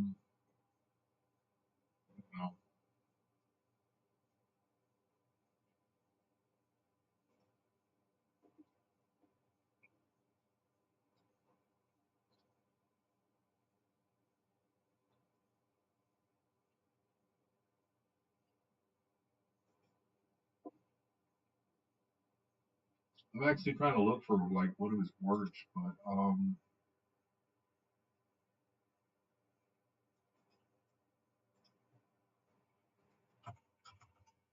let me see, let me see, let me see. I mean, they have an introduction into it, and so I don't know, man. I'm looking, but like, uh, that's a little bit of a problem. All this is in English, and so it's like, yeah, I can see that, I can see that. Let's see what it's not. I mean, I'm a little crazy. I might want to read a little bit in French, but it's not like it's just all I'm seeing here is he died in 1865. So like right now, that most recent event, came out in 1862, 1865, but then he goes back to his books, and that's what I mean. It's sort of like it creates a type of conundrum with that. It's not very synchronous. It's very rigid. Anyway, okay. However, neither Podhorn's undoubted sincerity. However, neither Podhorn's undoubted sincerity nor his great courage are themselves sufficient to accept him in his own valuation as the complete revolutionist of his nation and of his age. The reader of Podhorn is frequently baffled by a curious and strange contradiction. Lucidity of language and obscurity in thought. The language that he uses in analyzing social forces and political ideas is clear to the point of sharpness, and yet the reader fails to get a comprehensive idea of Podhornian principles and remedies. The one outstanding exception is Podhorn's proposal for a bank of exchange to promote his favorite scheme of free credit in which it's clearly outlined. Was then Podhorn merely a destructive critic of other men's ideas with no ideas of his own? Or would it seem so were it not for sinister overtones that well, no, I'm trying to get to this. I'm trying that haunt is pages of which the present day readers soon becomes. I'm just I'm laughing because I look at all these references, like this is what I'm saying, but like wow, that is just overly detailed. They this is what you want to see, little footnotes that are 4 lines maximum, and this is like wow. I can see why it's just 25 freaking pages because they just kill it right there. And I don't mean like modern term, like yeah, you got it, you did it right. I mean like you killed an opportunity to have a great paper. Generally, little footnotes like this are reserved for poetry, and if you want to have annotations, you include them in the very rear, unless it's something that is like an archaic tone, or excuse me, an archaic term that nobody will recognize. But I mean, that's wow. I mean, wow. Okay. Anyway, so anyway, it would seem so. It, oh my god, I just hate these inflections like that. They're so like rigid in terms of fluidity for reading. It would seem so were it not for sinister overtones that haunt his pages, of which the present day reader soon becomes aware.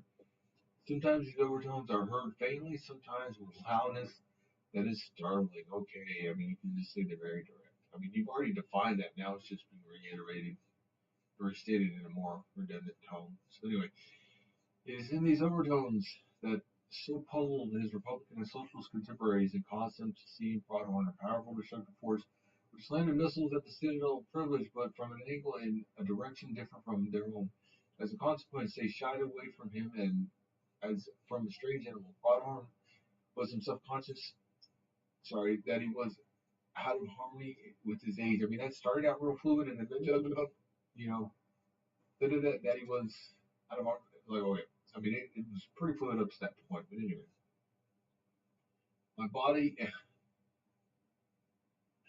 is in the midst of people, he declared, but my thought is elsewhere. Owing to the turn of my ideas, I have almost nothing in common with those of my contemporaries. I mean, that would be better suited for what it was establishing earlier when he entered Parliament instead of it being like a validating um, attempt, self-validating attempt to psychologically analyze this guy. Okay, that is amazing though. Your attempt. That's me touching myself. I'm not clapping because it's ridiculous. Anyway, um, it was just my hands. Anyway, uh, don't let your imagination get carried away. So anyway, Broadhorn's attitude towards the revolution of 1848, which it is again referenced but is not given any identity. We really need to. I mean, that would go great in the abstract. I mean, in terms of like what the French Revolution was and how possibly some of these works, these literary works that he produced, basically influenced some of the behaviors that acted. It's like whisper in somebody's ear and whatnot. And so later you can kind of like give like a reiteration. Just the gist of it to kind of keep that idea fresh. That's what you do with an abstract, and then you enforce that idea or that tone as you write, and as a reader progresses through that, they see little bits and pieces of it. But I mean, okay. Anyway, it's hilarious. Uh, we saw a confluence of okay,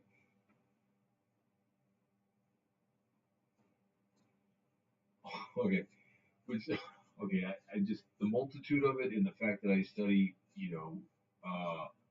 calculus and all that other crap, and I know the terms. It's a little bit of an irritant, but it says we saw a confluence of so many revolutionary streams.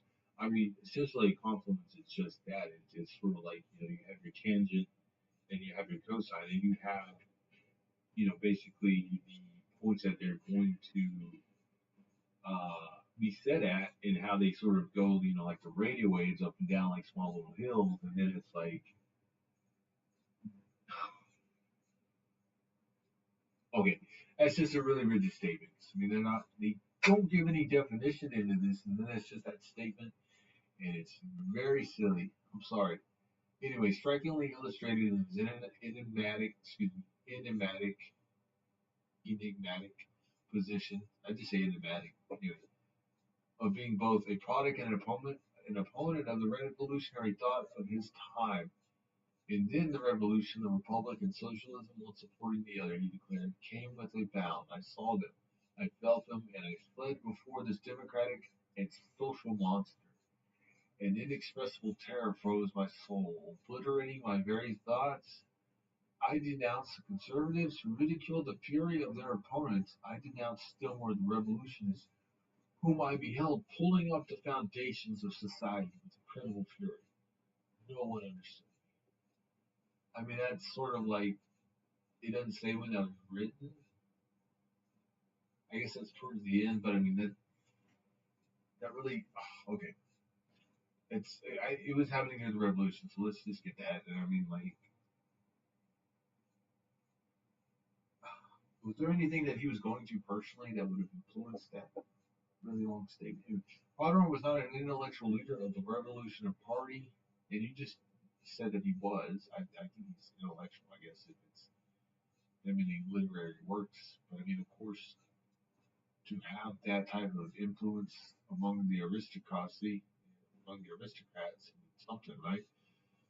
Who knows? Just something concerning, perhaps. As was Louis Blanc, nor was the founder of a school, as was Saint Simon.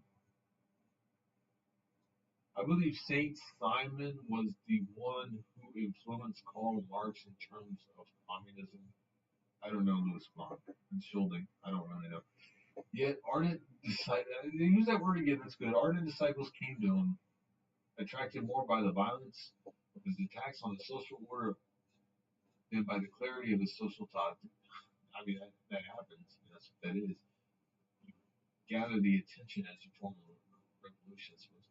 They heard their master's words, but did not see his vision, for he himself saw it but darkly.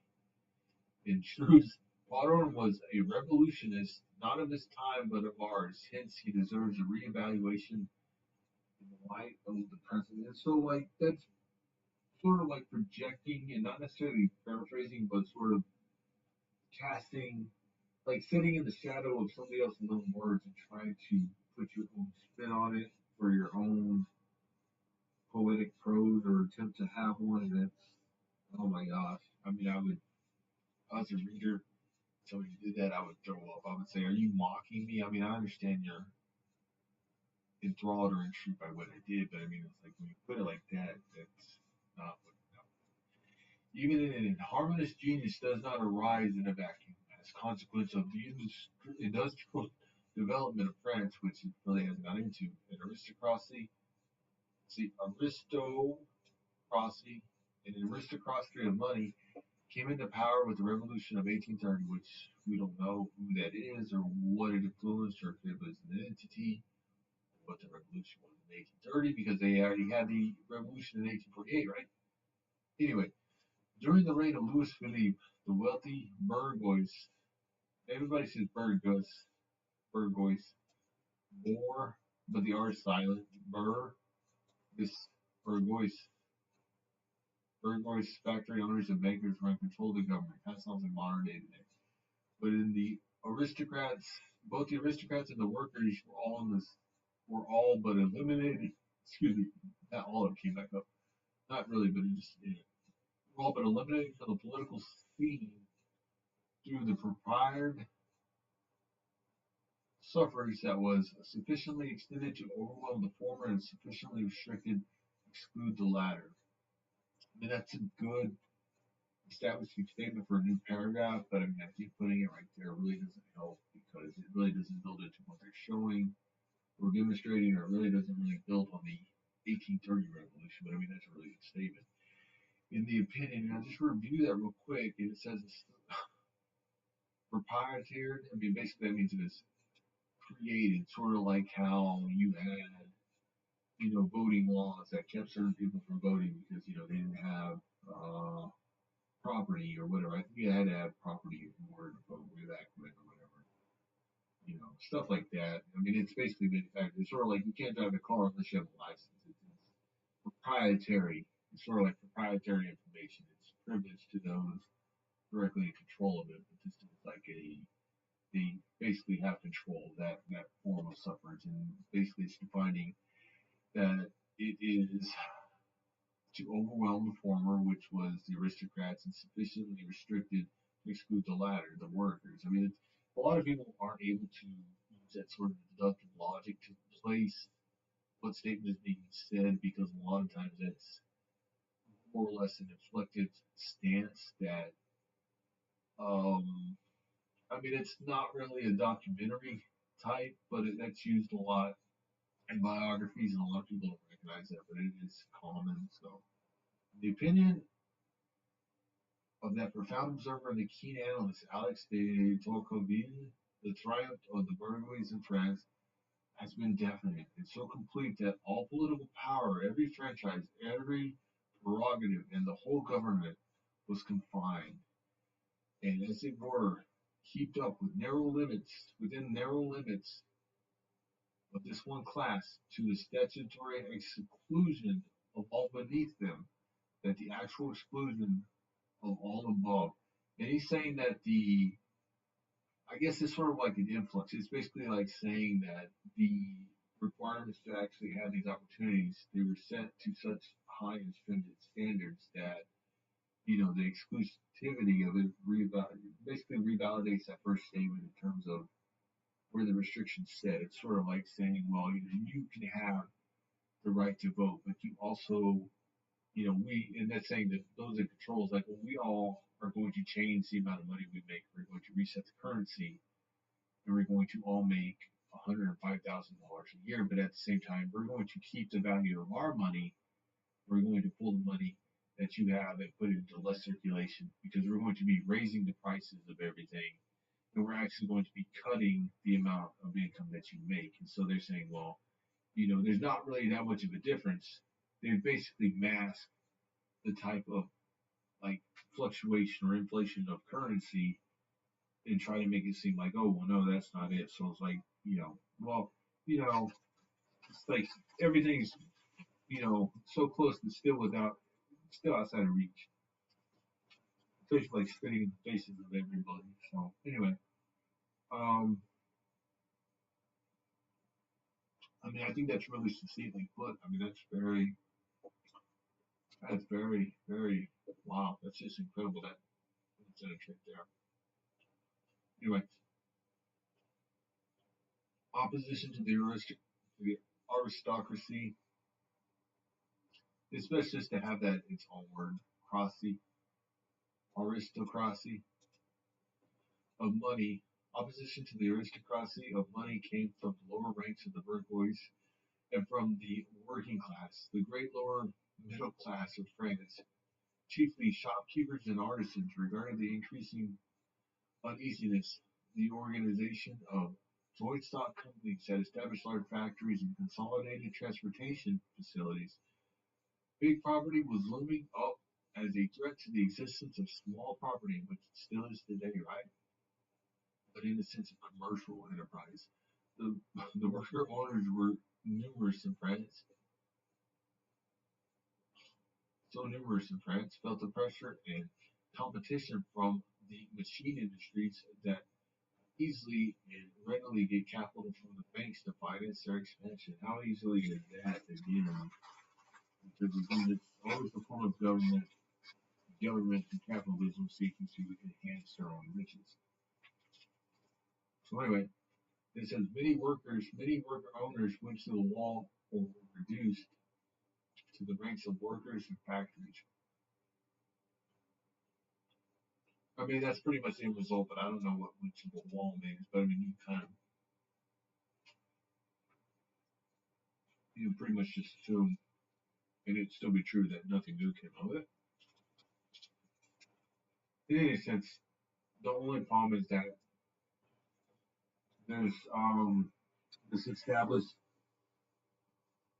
motion that is identity that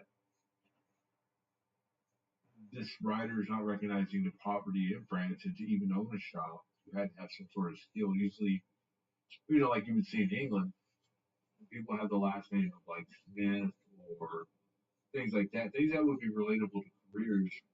Um,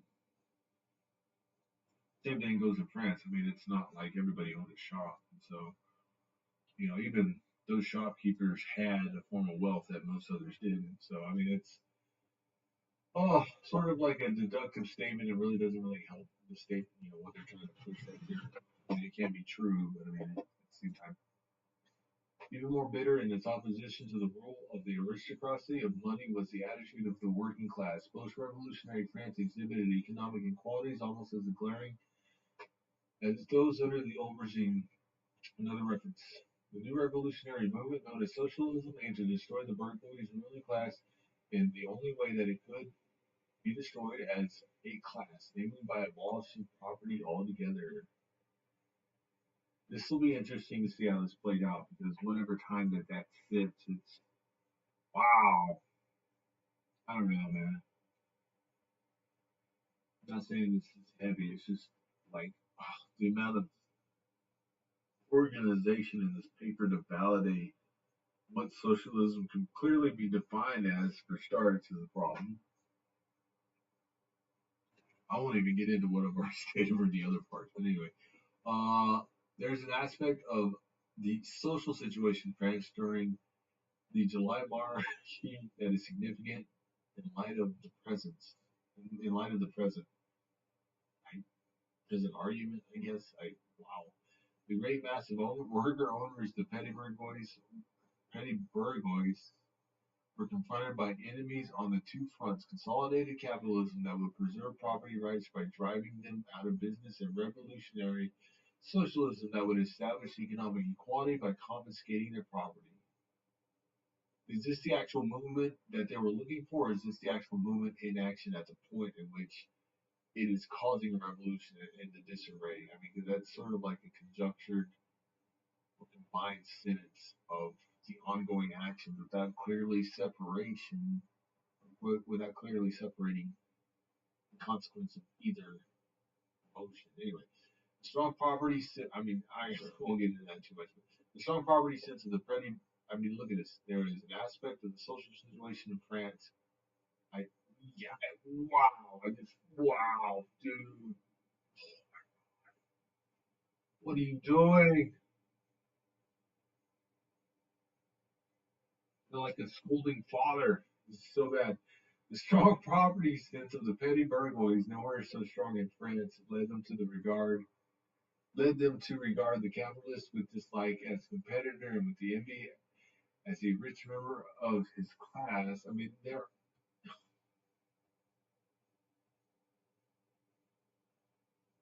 all they have to do, simple, is identify who these people are that have this disdain without being so rhetorical about it, because the people aren't mentioned until, those having the disdain until, a few lines in, and then there's really no direction for what it is. I mean, they're basically trying to give insight to this revolution, I guess, at this time. I don't know the importance of it other than the socialism coming in motion from who that is, the curator or the one creating the need for this response. I guess it would be Prodhorn in his literary works, creating some sort of influence. But I mean, this is like a scene from a movie where you would read it out, and a director would have to put people there. There would have to be the public forum and people, you know, making that disarray from, the yelling to the arguments to the directed anger and all that. I mean, it's sort of like, um, yeah. So it's, why? Okay. Anyway, let's keep going because that's a little silly. I'll probably cut it off at 11:45. I think I wanted to go get some drinks or something. I'm not trying to be too bored. It's just this is what it is, and it's been about 2 hours, and it's like we're barely on page 7, man, and there's too many pages. Not that I wouldn't get them done. It's just I won't stream for 6 hours reading something. So anyway, uh, strong poverty sense of the petty bourgeois, nowhere so strong as in France, led him to regard the capitalist with dislike as a competitor, or reading this and with envy as a rich member of his class. But his dislike and envy were tempered by a keen regard for the security of property rights, which, in case of a crisis, would drive him to the side of the capitalist. Far different was the attitude from the petty was far different was the attitude of the petty bourgeois towards the worker. An overwhelming majority of the French working men were then employed in shops and small factories, hence it was a small employer who was under constant pressure to make concessions to the workers' demands for better conditions. But then it would almost seem like they were going fisticuff with the workers of the factories until, I mean, they kind of cleared that up pretty quick, but until it's drive the question. So anyway, behind demands for better wages and shorter hours, the terrified bourgeois saw the specter of universal confiscation proclaimed by the revolutionary proletariat. From this inharmonious historical background emerged the much misunderstood, fantastic Prodhorn, James the ideas savant de un was was fixed. kind of, oh my god.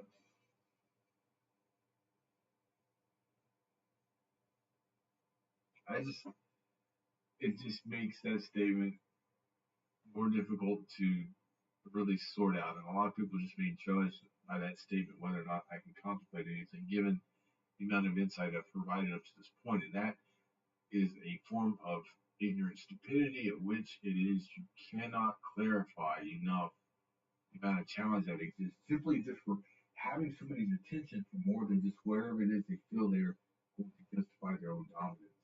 You know, that's stupidity.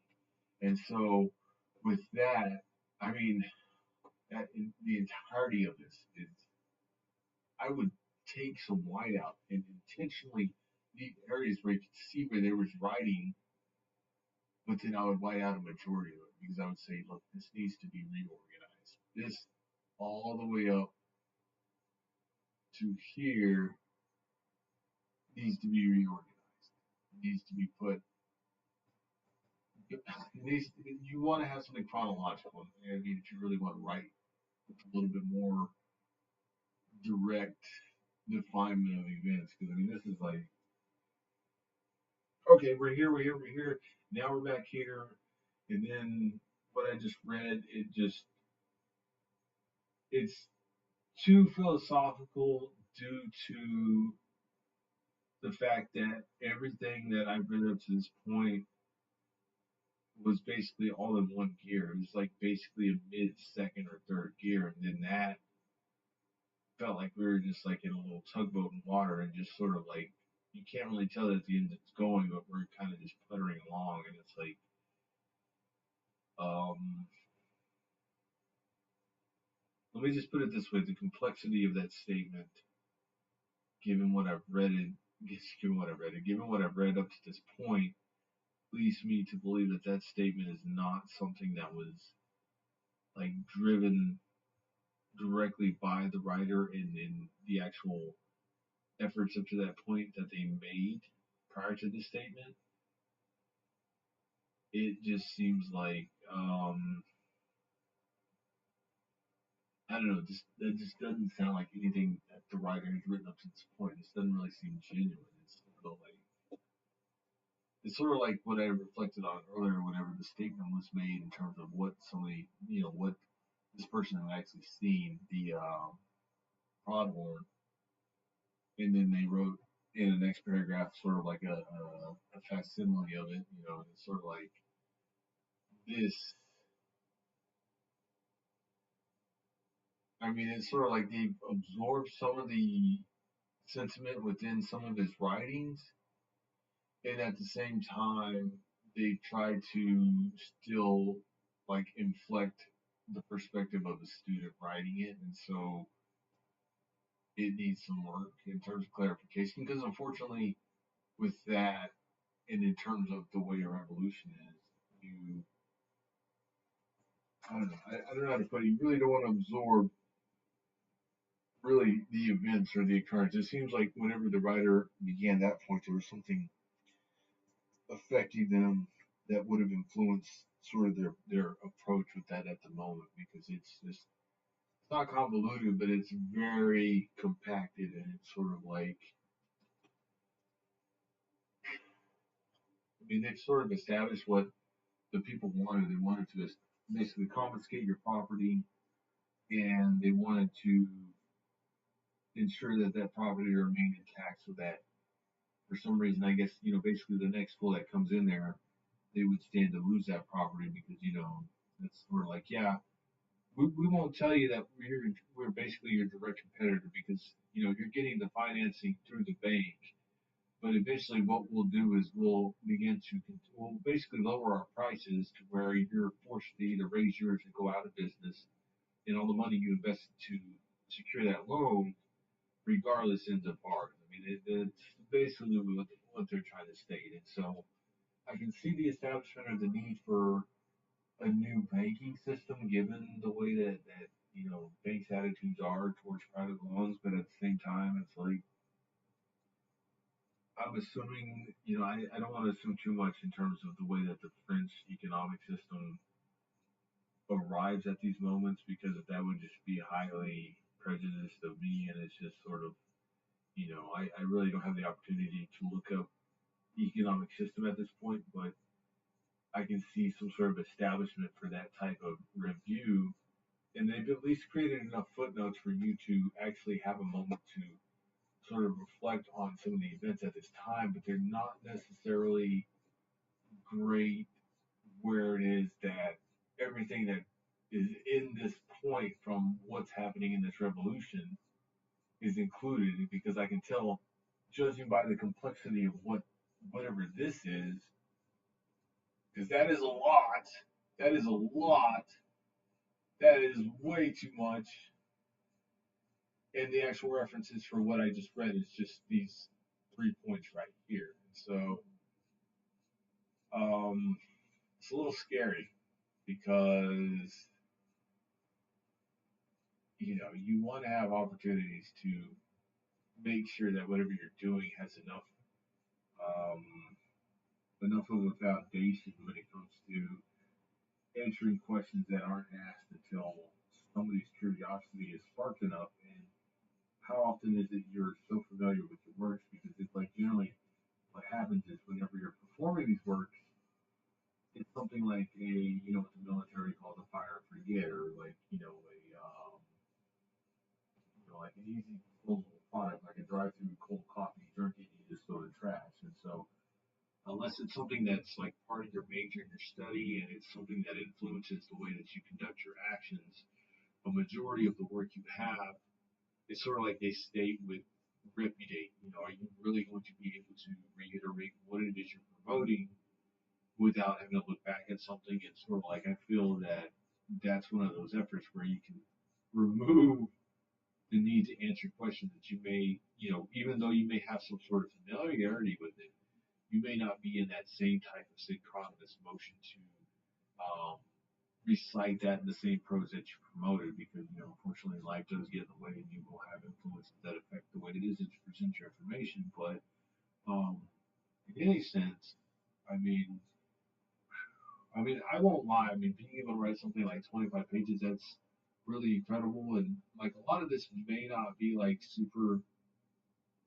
over, over complicated whenever it is that they add all these references. But I mean, honestly, that needs to go to the very end, because um, what they basically try to do is just throw all this in there, all these references, and what they could have easily done is included how you have the not the quotation marks, but you have sort of like I forget what those are called, the actual hyphens or one line, and you can actually just give like a generalized statement of what that is, sort of like a footnote within the footnote, because you're basically referencing the works, even though generally what we do now is include the ISBN, the book identifying number, so that you can find the book and find the works. But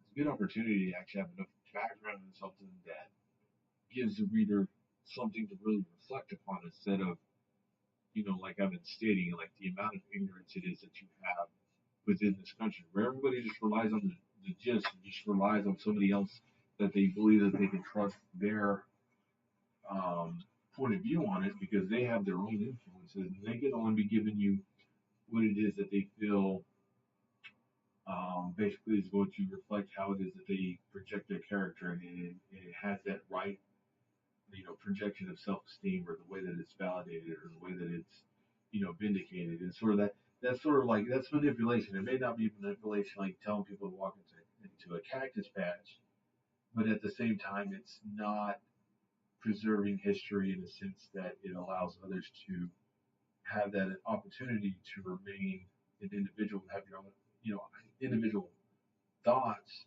to establish those identifying factors, and instead, like they say, sheeple, don't be a sheep, because if you follow people that just seem like they're, so vindicated in what they do, yet you don't know what is basically causing those types of influences, or basically you don't know what it is that's spurring them to act in a certain way. If it's some other motive, if it's some sort of factor that motivates like money or wealth, or you know disdain for something else or whatever, you could just be a pawn in somebody else's game. So And that's only 8 pages into that, but I mean, I could talk about that shit all day because I hate socialism. I hate ignorance. I hate people that want to be assholes and know-it-alls that, they're relying on whatever sort or form of wealth that preserves their stupidity because of whoever it is they screwed in previous generations or whatever generations represent them, screwed others over in those preceding generations because it's still going on because you see that form of aggressiveness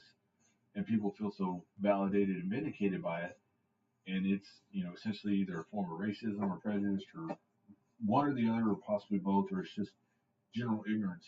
I mean, if we want to try and play nice, I mean, I can call it for what it is, but it doesn't make that type of stupidity go away. I mean, it's like you have to make yourself more aware of the types of stupidity that are out there because it doesn't end. So, anyway, I think I'm going to call it because I think I would like to go get myself some coffee. Well, not coffee. I'm gonna go get myself some refreshments because if I don't, the jerks over there have been closing early. It's like they have somebody keeping tabs on me. It's like I'll try to show up 5 minutes early. Oh hey, we just closed the doors. Like, bro, don't be an asshole. Stay the fuck open. You're there. Pardon my French, but it's like if you're the only person there, if you're the only place that's open, sorry, if you're the only person open this late, do me a favor and don't be a jerk. So anyway, that's about all I can share with that. But I think reflecting on the ignorances within this world has at least been a short time to present some sort of discussion. But I got to get out of here, man. Next time I get a chance, I'm gonna show some work, either field stripping some pistols or working on my Harley. But anyway, later.